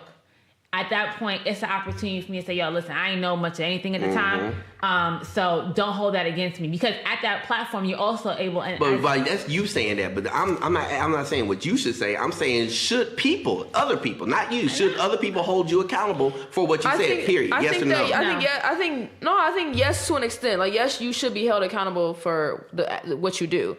And I think that because I've been seeing a lot on Twitter as people have been going back and digging up people's old tweets. So I think that if you tweeted something stupid and ignorant years ago and it comes back and it resurfaces, I think that instead of you trying to shy away from it, I think you should own the fact that, yes, I said this, but just like Petra was saying, but that I have grown so much from that, or I didn't know what I know. That don't help in the world we live in. Social media doesn't work that way. You can't apologize for something. So what do you want us? What do you want people to do? No, I'm saying that's the question I'm having. Do you think we should hold people accountable? No. So when I was 18, I was dumb. I was a child. I didn't know anything. I'm leaving a small town going to a big city. I didn't know what was what. I didn't know how to deal with women the way I know how to deal with women now. Yeah, well, because I think also your influences are different too. People, things that are cool or whatever. But right. So how can you hold me accountable for my ignorance? Well, once you know better, you do better. Right. Now, if I didn't do better now, that'd be a different thing. Right, but the thing is, like, for comedians or anybody that we all have done something at 22 that we're not proud of. There's nobody working this earth's surface unless they just are who they are. They have not changed from 22. So why are we crucifying Kavanaugh for something he did at 18? So Kavanaugh is going for a Supreme Court position, and not just like, I don't necessarily agree that he should be having to pay for something that he did at 18 and doesn't know any better. The thing is that now you have the opportunity to take responsibility for your actions. Mm-hmm. There is a lesson to be learned here. Take the opportunity. Stop acting like you didn't. Either you didn't do it, or I didn't drink as much. Stop dumbing it down. At this point, people already know what's going on. But thing so is, just say it. What if he didn't do it? Now here's the thing. What if he didn't do it? What if he didn't drink that much? We don't know. We weren't there 30 years ago. He specifically said he drank to the point where he may not have passed out on the floor, but he went to sleep. You're intoxicated. You're very intoxicated, and that happened on more than one occasion. Own that. Stop acting like, oh, I did, but no. That don't mean you blacked out, though. I can go have one drink and get tired and go to sleep. That don't mean I blacked out. Right, but at no point does he say, yo, I drank too much. What if he doesn't feel? If that's subjective. If I don't feel I drink too much, I don't drink too much. It's like we said with therapy earlier. It's not until you realize you identify a problem that you can actually say that there is a problem. David, why you coming for me tonight? Why you? That's what I'm saying. I know you're not talking. Y'all been coming for me all night. That's what I'm saying that until you say that there's a problem, you can't say unless you know there's a problem, you can't say there's a problem. So if he doesn't feel that he was drunk or he drank too much, then he didn't drink too much. And I personally don't want somebody in that seat who's done nothing wrong. Period. I wish the next Supreme Court justice had 2 felonies. He's on child support. But you know that's who I want. But I'm saying that is who I want. That's who I want in office because I want somebody who has dealt with the things not necessarily that I've dealt with, but that a whole community of people have dealt with who are going to be judging what is and what isn't constitutional. But I can agree with you. I can agree with you because I've kind of experienced it, but on a much smaller scale. So as I mentioned before, I'm in the military, and it's kind of the way things are going now. It's kind of like a no mistake kind of thing, and I've never been in serious trouble since I've been in the military. The worst I've gotten is a letter of reprimand. Right. And that happened when I was an airman. So since I've been in NCO, I've had a clean record. And I was given this airman whom, because I moved facilities. So I had known him previously when he first got to the base, but then 2 years I never worked with him. And so I moved back to the facility, and he was due to PCS, and they're like, okay, here you go. This is your new airman. He just got in a DUI. So in the Air Force, DUI automatically Article 15. Right. Article 15 is career enders in the Air Force. And so he had an Article 15. On top of that, working up to this point, he had received paperwork after paperwork after paperwork after. So he was just, a troubled airman. And after he got his Article 15, he ended up getting a no contact order from his ex-girlfriend, which is not a good look. And I didn't know how to counsel him. I didn't know what to tell him because I had never been in a situation like that. And I didn't want to say something and come off disingenuous. So I had to go to someone else. Like, what do I do? Like, what do I tell this person? And I feel like I'm not saying we should allow people that are continuing to mess up stay in, but I feel like you can create better leaders, you can create better supervisors if you give people the chance to rehabilitate themselves, as opposed to being like, oh, you did this, nah, you gotta go, because God forbid I get another airman and something worse happens. I don't know what to Have we ever looked at Kavanaugh's policies? Has anybody ever done that? I've never heard of this person until this situation. That makes sense because he's a federal judge somewhere and he's just doing his job. Right. But we right now we're talking so much about what happened way back here and way back then that we haven't even discussed what his policies are. I just know that he is endorsed by Donald Trump. That's all I know. That's all I know about him. I'm willing to. I'm not willing to write the man off. Like I think you make a good point. People learn and grow from situations, and having somebody who has made some missteps is great. But own those missteps. I would feel better knowing that he said, you know what, I may not have made the best decisions. I may have, maybe he doesn't really know what happened then. But it's a lot of and maybe it's because he sees his entire career flash before his eyes. So now he's just very temperamental. He's responding very emotionally. He's very distraught. He's not able to really convey certain messages. And at that point, it's like, okay, so if you can't do this when it comes to your own stuff going on, it's making me question. It's just makes me question your abilities. This man is a judge who makes these. So just because he can't speak publicly. That doesn't mean I'm not saying he can't speak publicly. But that's exactly what you said. No, I'm saying if he can't take his idea, put it out in a way that everybody can understand what's going on. His own stuff. I have to own my own shortcomings. That's but how would you know if he owned it or not? By what he said publicly in this hearing. So what if he can't portray his? We can't portray it publicly, but you give him a contract, he can break that contract down like it was nothing. He can take the Constitution and understand like it's nothing. It ain't his life. You know what I'm saying? He just might not. He might lack in one area, like you said earlier. All this full circle crap is really annoying. Are we gonna find him a therapist? Maybe. Oh, maybe we should find him a therapist. Who said he doesn't have one? Listen, did you see the meltdown that he had? He's a middle-aged white man. He has a therapist. Oh, really? This middle-aged white man has a therapist. First of all, he's also a judge, and they have to have therapists. He's a federal judge. It's a law that says that. Not a law, but it's a practice. It's frowned upon if you don't have. Well, that makes sense. That's a lot of. You're hearing some of the worst cases in the world. You got to be able to go to somebody, and so they give them every single option for that. Plus, if you do it, you get a tax write-off. I mean, hey, come on. And we all love a good tax write-off. Yeah. Get yourself a therapist. Listen, I'm interested in seeing. I think the FBI is doing some more questioning. I'm interested in seeing how this goes. I really am. I prefer people to say, yeah, you know what? If he did something wrong, I like to see people just own up to it. Yeah. And we don't see much of that. We don't see much of responsibility. Yes, and that's the only thing that because I've had to apologize to my 11-year-old for not handling situations properly. David has seen me lose my cool a few times. That is one thing Black parents lack, is apologizing to their kids. Because I think, I'm not just going to say I'm going to say Black parents because that's what I've experienced. But I think Black parents don't see their children as people. It's just I'm the parent, you're the child mentality. Y'all, I'm getting tired of this generalities in here, y'all, because that's not every Black parent. From my experience, David, all right, let me clarify. From my experience, from what not necessarily me growing up per se, but from what I've seen in other households, other people that I know growing up, parents don't look at their children as people.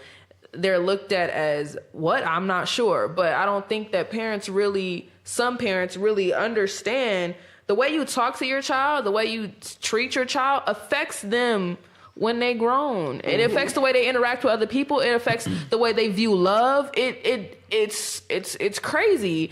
And treating your child like a burden or a bill, you create some messed up people who end up needing therapy. Okay. Well, and I mean, the thing is that I read this speech, and it's easier to grow children than it is to repair broken adults.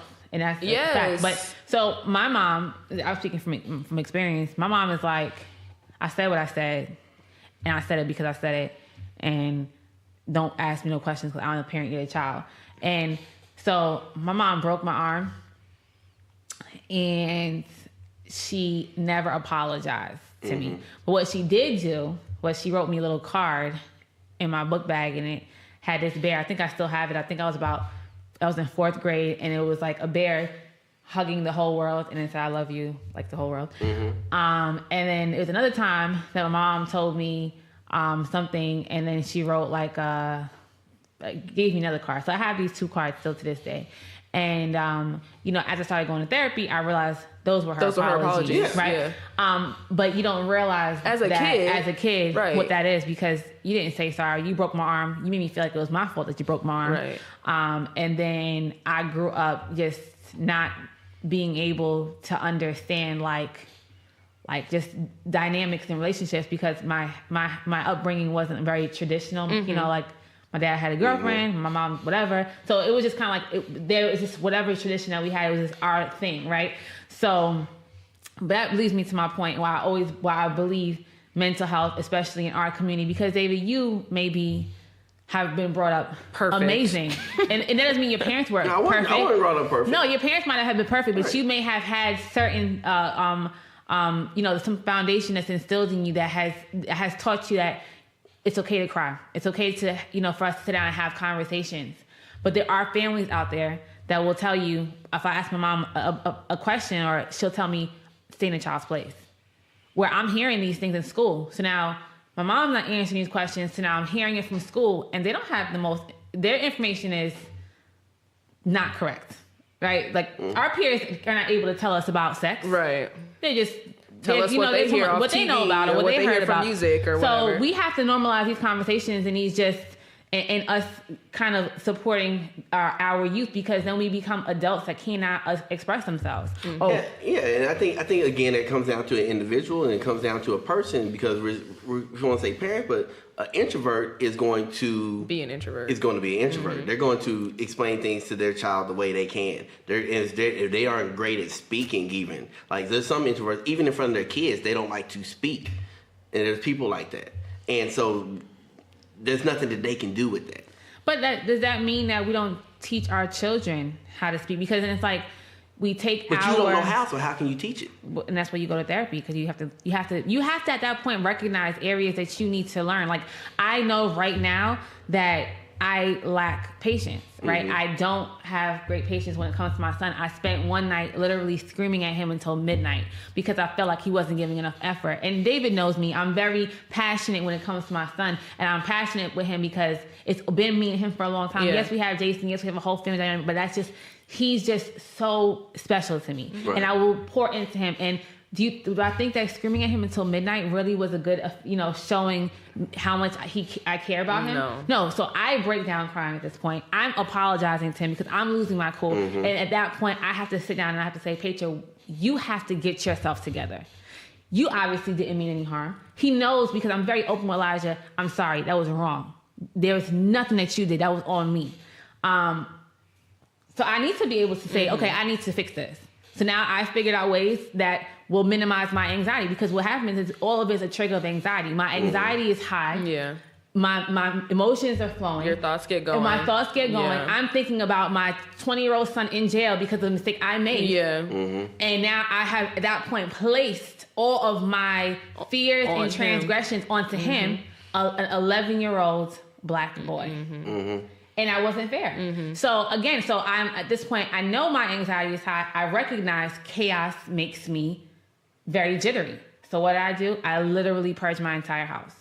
Oh, I saw that. That's the reason why. Yeah. I purged my entire house. I got rid of clothes. I had this really unhealthy attachment to clothes. I got rid of bags and bags of clothes. And I feel like I have to start putting my mental health first. I now realize my trigger to my anxiety is chaos. So I have to minimize the chaos in my life. That's going to make me a better mom. That's going to make me a better woman. That's going to make me a better wife. That's just what it is. And yes, I'm an introvert. I don't like talking about things. I was never taught to talk about things. You're not an introvert. See, the reason No. I'm not. The only reason I say that is because when I say introvert, because everybody has this, I think, misconstrued about what an introvert and extrovert is. An introvert, my wife is an introvert. Not saying that she doesn't talk, because y'all know that she does. Yeah. And she's loud and she laughs and she jokes. But that's what she's comfortable with you. She gets her energy from being alone. Like, Right. how do you recharge? Yeah. For me, this is recharging me. Yeah. Us being here, talking here, me being around people recharges me. That doesn't do it for me. What recharges you? Reading. And Reading. a lot of time by myself. Okay, then you are an introvert. Yeah, I'm an introvert, but I'm also, but again, I said this, I'm very protective of my space. Mm-hmm. And that also is signs of an introvert, just being very protective of your personal space, right? So the thing is that I wasn't taught to say certain things. I was sexually active at 13, 14 because I just didn't have that open space to communicate, wasn't able to really get that. So I found it other places, right? Absolutely wrong. So again, I know better now, so I do better, and I recognize it. And my mother should have went to therapy. Mm-hmm. My mom should have absolutely went to therapy because she had a hard growing up. A lot of our parents could go to therapy because at the end of the day, there's no manual to have our children. There's no manual to how we raise our kids and what we do. We just do the best that we can. But I would say 75% of the time we bring our past fears, we bring our past things and project them onto our kids. And then what are we doing? I'm trying to prevent Elijah from going to jail at 20. He's not thinking about going to jail. He's thinking about going to LSU. He wants to play football. He wants to play football. Right. And he had a horrific game on Saturday, but he went to his coach that night and he said, I need you to stop screaming at me on the field. I get confused. You have me at a linebacker. I know how to play middle linebacker. I don't feel comfortable playing this position. I don't know this position. Mm-hmm. And then telling him, I need you to give me more one-on-one attention. My 11-year-old is able to tell his coach what he needs. That's an amazing thing because last year, he wouldn't have done that. Right. You know what I'm saying? So that's also me changing my way of doing things and not telling him, because I was raised a certain kind of way, you better not talk when I'm talking to you. You better not have no opinion. That's how I was raised. Right. You know what I'm saying? So again, we as a community have to do better, because we'll always have to work 10 times harder. That might not be a fact with the numbers, but we will have to work harder. We'll have to work harder. My son will have to work harder than somebody else. Yeah, and I get that, and I have no problem whatsoever saying that I need to bring, once I get to a place, you got the black tax where you bring up the next person with you. Yeah. I have no problem with that. I'm only trying once with you. Yeah. Period. Yeah. If you don't come up, you don't step up and do what you got to do, I'm done. Because at that point, if you continue to try, you're now stopping yourself right. from being able to continue or being able to bring somebody else up. So that doesn't mean, oh, listen, sir, you need to do this, and then oh no, but I don't feel like it. Oh, but you need to, and we continue. No. I've given you. You just had an analogy, right? You could either give a person a fish and they could eat dinner for today, or you could teach them how to fish and they could eat for a lifetime. Right. That analogy holds true in so many instances in life. Yeah. And some people don't want to get that. They don't want to be put on in that kind of way. They just want you to feed them. Theda, what do you think about that? About the analogy or the therapy? Just therapy. I think that I have to say that I can agree with Petra as far as growing up. Now, I mentioned it in my episode that my childhood was traumatic and confusing.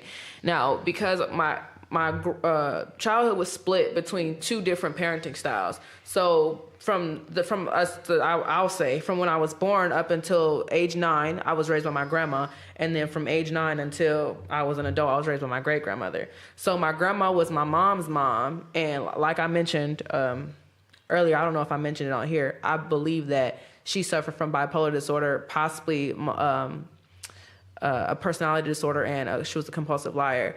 And I believe that, thinking about it now, I was thinking about it I think it was today, when I was a little kid, I used to pull my hair out. Why did I do that? Why did I pull my hair out? And I think about the things that I used to do as a child, and I didn't have a therapist. That wasn't, we would see a caseworker, social worker, whatever, and they would just ask, how's everything at home? Are you clean? Those basic things. And I just think about, my mom or my grandma, her parenting was, I have to make sure my kids eat. It wasn't, tell me how you feel. It wasn't that. It was just simply, she was a provider. And that's not to say that she didn't love it, because she definitely she loved us so much. And I loved her too, of course. But she wasn't, I wouldn't say that she was that. She was a provider. Mm-hmm. And then when we moved to live with our great grandmother, we were so far apart. She was 72. She was 72 when she agreed to raise us. We were 9 and 10 years old. Wow. We had only met her one other time before then. So she didn't know us. She couldn't relate to us. But the difference there was she knew that she couldn't relate to us. So she went and she found people. So we grew up in the church. So she found some of the deacons to come and gather around my brother. She connected me really close with my cousin. So she did what she felt she could to try to relate to us. Now, that doesn't mean we definitely had tough times. We couldn't communicate. She couldn't understand where I was coming from. I couldn't understand where she was coming from. So there was a lot of times where it was her screaming at me, and I have no idea why I'm getting screamed at. But she wouldn't come back and explain it to me either. Mm-hmm. So I'm just sitting here like, why am I in trouble this weekend? Like, I couldn't understand it. And I find that sometimes I do that too, where I'll get upset with my husband, and I'm not gonna say I'll scream at him, but I'll speak to him in a harsh tone, and he has no idea why I'm upset. But I can recognize that he doesn't even know why I'm mad at him. Let me explain this to him, because I know what that felt like to get yelled at, and I have no idea why I'm getting yelled at. So in that aspect, I can understand what you're coming from. I wish I would have had therapy. Jesus, I wish I would have had therapy. But it's never too late, too. Oh, no. You as an adult, you realize these patterns, and the thing, like I said, when I was growing up, my dad's dad was schizophrenic. Right. My dad's mom was a manic depressive. My dad was a manic depressive. So for me, I used to go to Beth Israel psych ward to visit my grandmother sometimes, my dad at the same time. And it was part of my normal life. And then my brother suffers, with some of those issues, and I see him trying to overcome them. And it's something that we can talk about these things, and we can be like, okay, there might be some severe cases, like there are some mental health, disorders, or there's just some things going on in our lives that we just need to try to kind of understand or get through. And there's, and why I feel, again, mental health is such an important topic and it needs to be spoken about, because a lot of times people don't speak about it because they feel something's wrong with them. I was speaking to my aunt recently, and she's going to therapy now, and she's saying that she's so happy she goes to therapy because now she understands why her relationships weren't working out, because they're, she has whatever her issues are. But now that she's going to therapy, she's now in a healthy relationship and everything's going well for her. And she and I were talking. I was like, yo, the whole family, like we all need to go to therapy. I forgot where I was going with that thought. So we all could use therapy though, right? And then I think again, amongst our community, so I was reading today, I sent it to you guys, New York. About New York schools just putting that into their curriculum, making this a normal conversation. Let's just talk about it. Let's make this a conversation that people are comfortable with saying, yo, you know what? I noticed some anxiety, or I noticed what a panic attack feels like. A lot of times you feel like you're having a heart attack. Like I passed out at work one day and I was literally having a panic attack. And I thought my arm went numb. I'm on the floor. My boss was like putting alcohol in my nose. I don't even know what he was doing that for, but he's scared. I'm scared. I can't breathe. I'm like, I was like, I can't feel my arm. And then I literally told myself I'm having a heart attack, because that's those are part of the signs. But I'm legitimately having a panic attack. First time it ever happened to me. Weirdest situation. And again, I didn't know, but you speak about these things. We just talk about it. Let's just make it raise awareness to the fact that we are going to struggle with things, and it's okay to talk about it instead of acting like, yeah, I don't need no therapist. You know what I just thought about? I asked the question to David. I was just asking, why is therapy, mental health, why is it not talked about in the Black community? And it just dawned on me. It's because most of us, most black children are raised in the church. Most of us are. And yeah, I wasn't. I was, and it was very like a common theme in the Black community, if you're raised in church, is depression, suicidal thoughts, all that is of the devil. So if you pray about it, if you thinking like that, that's because the devil done got to you, and we need to go pray about it, which is fine. We can have prayer, but I should also see a therapist as well. It's prayer and work, right? And I think that people, that's where the stigma comes from, because thinking about it now, because I remember talking to my grandma. This has been a rough year for me, and I hadn't talked to her because I don't like talking to my grandma when I got stuff going on, because she can hear it as soon as I call her. So I had been putting it off, and finally I called her. And the second she picked up the phone, she knew something was wrong with me, and I started crying, and I was like, I just been having these thoughts. I don't know what's going on with me, and I'm sorry. Don't be crying on us now. I'm sorry. Yeah, it's all right. I was like, I just been having these thoughts. I don't know what's going on with me. And she was just, she went right back into that, well, that just sounds like the devil and da-da-da-da. And I'm like, well, why can't I just be having a hard time? Like, why does it have to be that extreme? Why does it have to be the devil? But the thing is, sometimes also we have to also, I don't think we have to realize, but it's also like, this is what they think. This is what they've been programmed. Exactly. She's probably like 80 years old. Yeah. It's hard to teach her, oh, well, there are resources now, Theda. But you recognizing these behaviors is also a teaching moment. Yeah, Grandma, I could be praying about it, but I also need to see a therapist. I think I did tell her that. I said, it's time that we take it a step further, because again, if we can pray about it, it's always, you have to have some kind of a, like a higher power, some kind of foundation. It's some grounding, right? Right. But on top of it, it just takes work. Right. This takes a commitment to ourselves. It takes a commitment to our children. It takes a commitment to your children when you decide to have them. David, when you decide to have children, because I know that therapy it's one of those things that we can't force people to do it. Right. We can't tell you like, y'all need therapy. Right. But you know what? Let's just let you know that that's available to you. This is normal, what you guys are going through. You're not the only person that has been through an abusive relationship. You're not the only person that has been brought up to feel and do certain things that might not be the healthiest, because what's right for one child is not right for the other. Mm-hmm.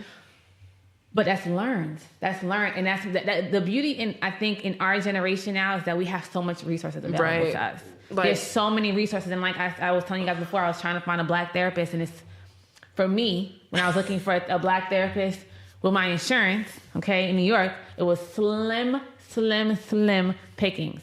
Growing up, I didn't even know therapy was an option. Like, the thought didn't even cross my mind, but I wish I would have had therapy. I'm trying to think I don't remember how I thought that it was time for me. No. So when I had Elijah in my last situation with his sperm donor, he punched me in my chest so hard it knocked the wind out of me. You guys know that feeling like, yeah. Right? Yeah. And Elijah was right there. And at that point I had to like plan my escape route because I was 18 or 19 at the time. I had to gather my things together, not do things too hastily. But at that moment, I realized this is not healthy. But more than that, why do I feel loved when I am abused? Yeah. Right? Because that's what it was. I was in a toxic situation because I felt like that toxicness that also felt like home. Because my mom is an amazing person. She's a dope grandma, but she was not very nurturing as a mom. Yeah. So I love her to death. Obviously, she have her say, "You ain't turned out too bad, did you?" You ain't turned out too bad. You're right, Mom. But it took a lot of me realizing that I had some very toxic behaviors because I was in an abusive relationship, but I also became abusive. Let's just be frank about it. Like, I also became abusive because then at that point, you're hitting me, I'm hitting you. Yeah. You're, emotionally abusive to me. I'm emotionally abusive to you. You're verbally abusing me. And I started to also exhibit those behaviors. So, eventually I'm just as wrong as you are. Mm-hmm. And you have to realize that. That's when I went to therapy. When I realized that the toxic behavior that now I'm exhibiting, I chose to be here. I became somebody that I didn't like. Mm-hmm. And I was like, I'm somebody's mom. Right. And I can't look at myself in the mirror and be like, what the heck have you become? Right. Or what are you doing? Because you're gonna have your child be like that. And that was a fear of mine. And I went to therapy for like 3.5 years, and my therapist moved to Florida. I was like, yo, you can't be just moving. And that's the thing here. We can't find therapists for long because they're only here for 90 days. Oh, yeah, the M.E.C.C.A. Yeah. M.E.C.C.A only here for 9 days. I was able to find Elijah a counselor in a school that she does like some adolescent thing, and she's there for I think she's here for like 18 months. So I'm like so happy that until we leave, it'll be one person that he works with. But I also got him a mentor in school, a black man that's from Brooklyn that can tell Elijah, yo, you owe somebody work? You're in debt right now. Get out of debt. Because, kids don't really listen to their parents. Yeah. Parents don't know nothing. Right. So I got everybody hugging Elijah because, again, like, I realized that there's areas that I'm not doing something right. And I got to tap somebody in while I get myself together because it takes a village. Yeah. That I remember that little old lady next door who used to tell your mom, Petra didn't go to school on time yesterday. What? Yeah. Why you gotta snitch? why can't I skip school in peace? And that's but you're grateful for that now because absolutely. When I was growing up, my grandma was strict. Like it was no house parties. I wasn't doing nothing. My mom was at the house parties. And my grandma wasn't doing that, and I hated it. I hated it growing up. Because all my friends out having fun, and I'm at home watching Joel Osteen with you. I don't want to be doing this. But as I got older, now I'm an adult, and I can look back and I can appreciate it. Because them girls that was out them house parties, they got about 3-4 kids now. And I was a victim of that. And I wasn't in anybody's house party, but I was looking for love in all the wrong places. Man. And that's the thing. It's moral of the story is for us as a generation. I realized that I had to make some changes, and I know that I had to figure out some resources and find my way in getting them. And that's the beauty. And no matter what age you're at, you can always, once you realize, I gotta make a change. It's never too late. It's never too late. I gotta make a change. Because you don't have any children yet. No, I think good. You ain't messed somebody's life up yet. My realization came, I think, when I got married. I realized my toxic behavior is my abandonment. My mom abandoned me. And so I have that. I still have that. And so I realized that I will do anything so you won't leave me. Mm-hmm. And that's toxic. That is so crazy. So Elijah has been asking Jason last couple of weeks, maybe like a couple months. If he does something wrong, you're not going to leave me, are you? And I realized that too. It was like Jason has never told him or done anything that would make him feel like that. But because historically, his last dad, quote unquote, and I use the quotes very loosely, up and left him. Yeah. And he feels it's his fault. Right. If I don't get this boy therapy now, because there's nothing I can do about that. There's nothing I can say. I can continue. It's not your fault. But he's going to internalize that. And he's like, I did something wrong because I see you taking care. I see him with my siblings. Right. I see him in their lives. And I'm like, nah. So I was like, okay, I'm gonna get him a mentor in school. I'm gonna get him a counselor. I'm gonna get everybody on him because I know at this particular time it's vital. But again, I'm not that educated, but I'm more or less educated on knowing that I have to make some changes. Yeah, we got a lot of things going on right now with therapy and the way African Americans, Black people, however you want to say it, are looking at therapy. There's people writing books about it. Charlemagne the God has a book coming out about it called Shook One. I think it's called Shook One, My Mind Playing Tricks on Me. It comes out, I think, next month. Yeah. Is it like about him or just talking about him? It's about his anxiety. Oh, okay. Yeah, and I like to see him saying it because he has such a large platform. Anything is people he's hated by some, loved by others, but always very honest. People will listen to him. People will listen to him. And I just think that right now we're taking steps towards the right direction. Now, we're going to go ahead and close it out today because we've been going for a long one. Yeah, and sorry guys. We're probably going to split it into two. Okay. But we want to thank everybody for joining us here today on the podcast. You can find us anywhere that you find your podcast. And Theda, where can we find you? All right, I'm on Facebook at Theda Shaw. I'm on Twitter at yourmomsahoe_. I'm on, I can't say that with a straight face. I'm on Instagram at Theda_Nyree. Also on Snapchat at ThedaNyree. And I am on Facebook, Petra Sherbin Fox, and my business page is A Second Chance. And on Instagram, my personal page is at I am Miss Sherbin Fox, and my business Instagram is at A Second Chance 3_. All right, y'all can find me at A Conscious Gent.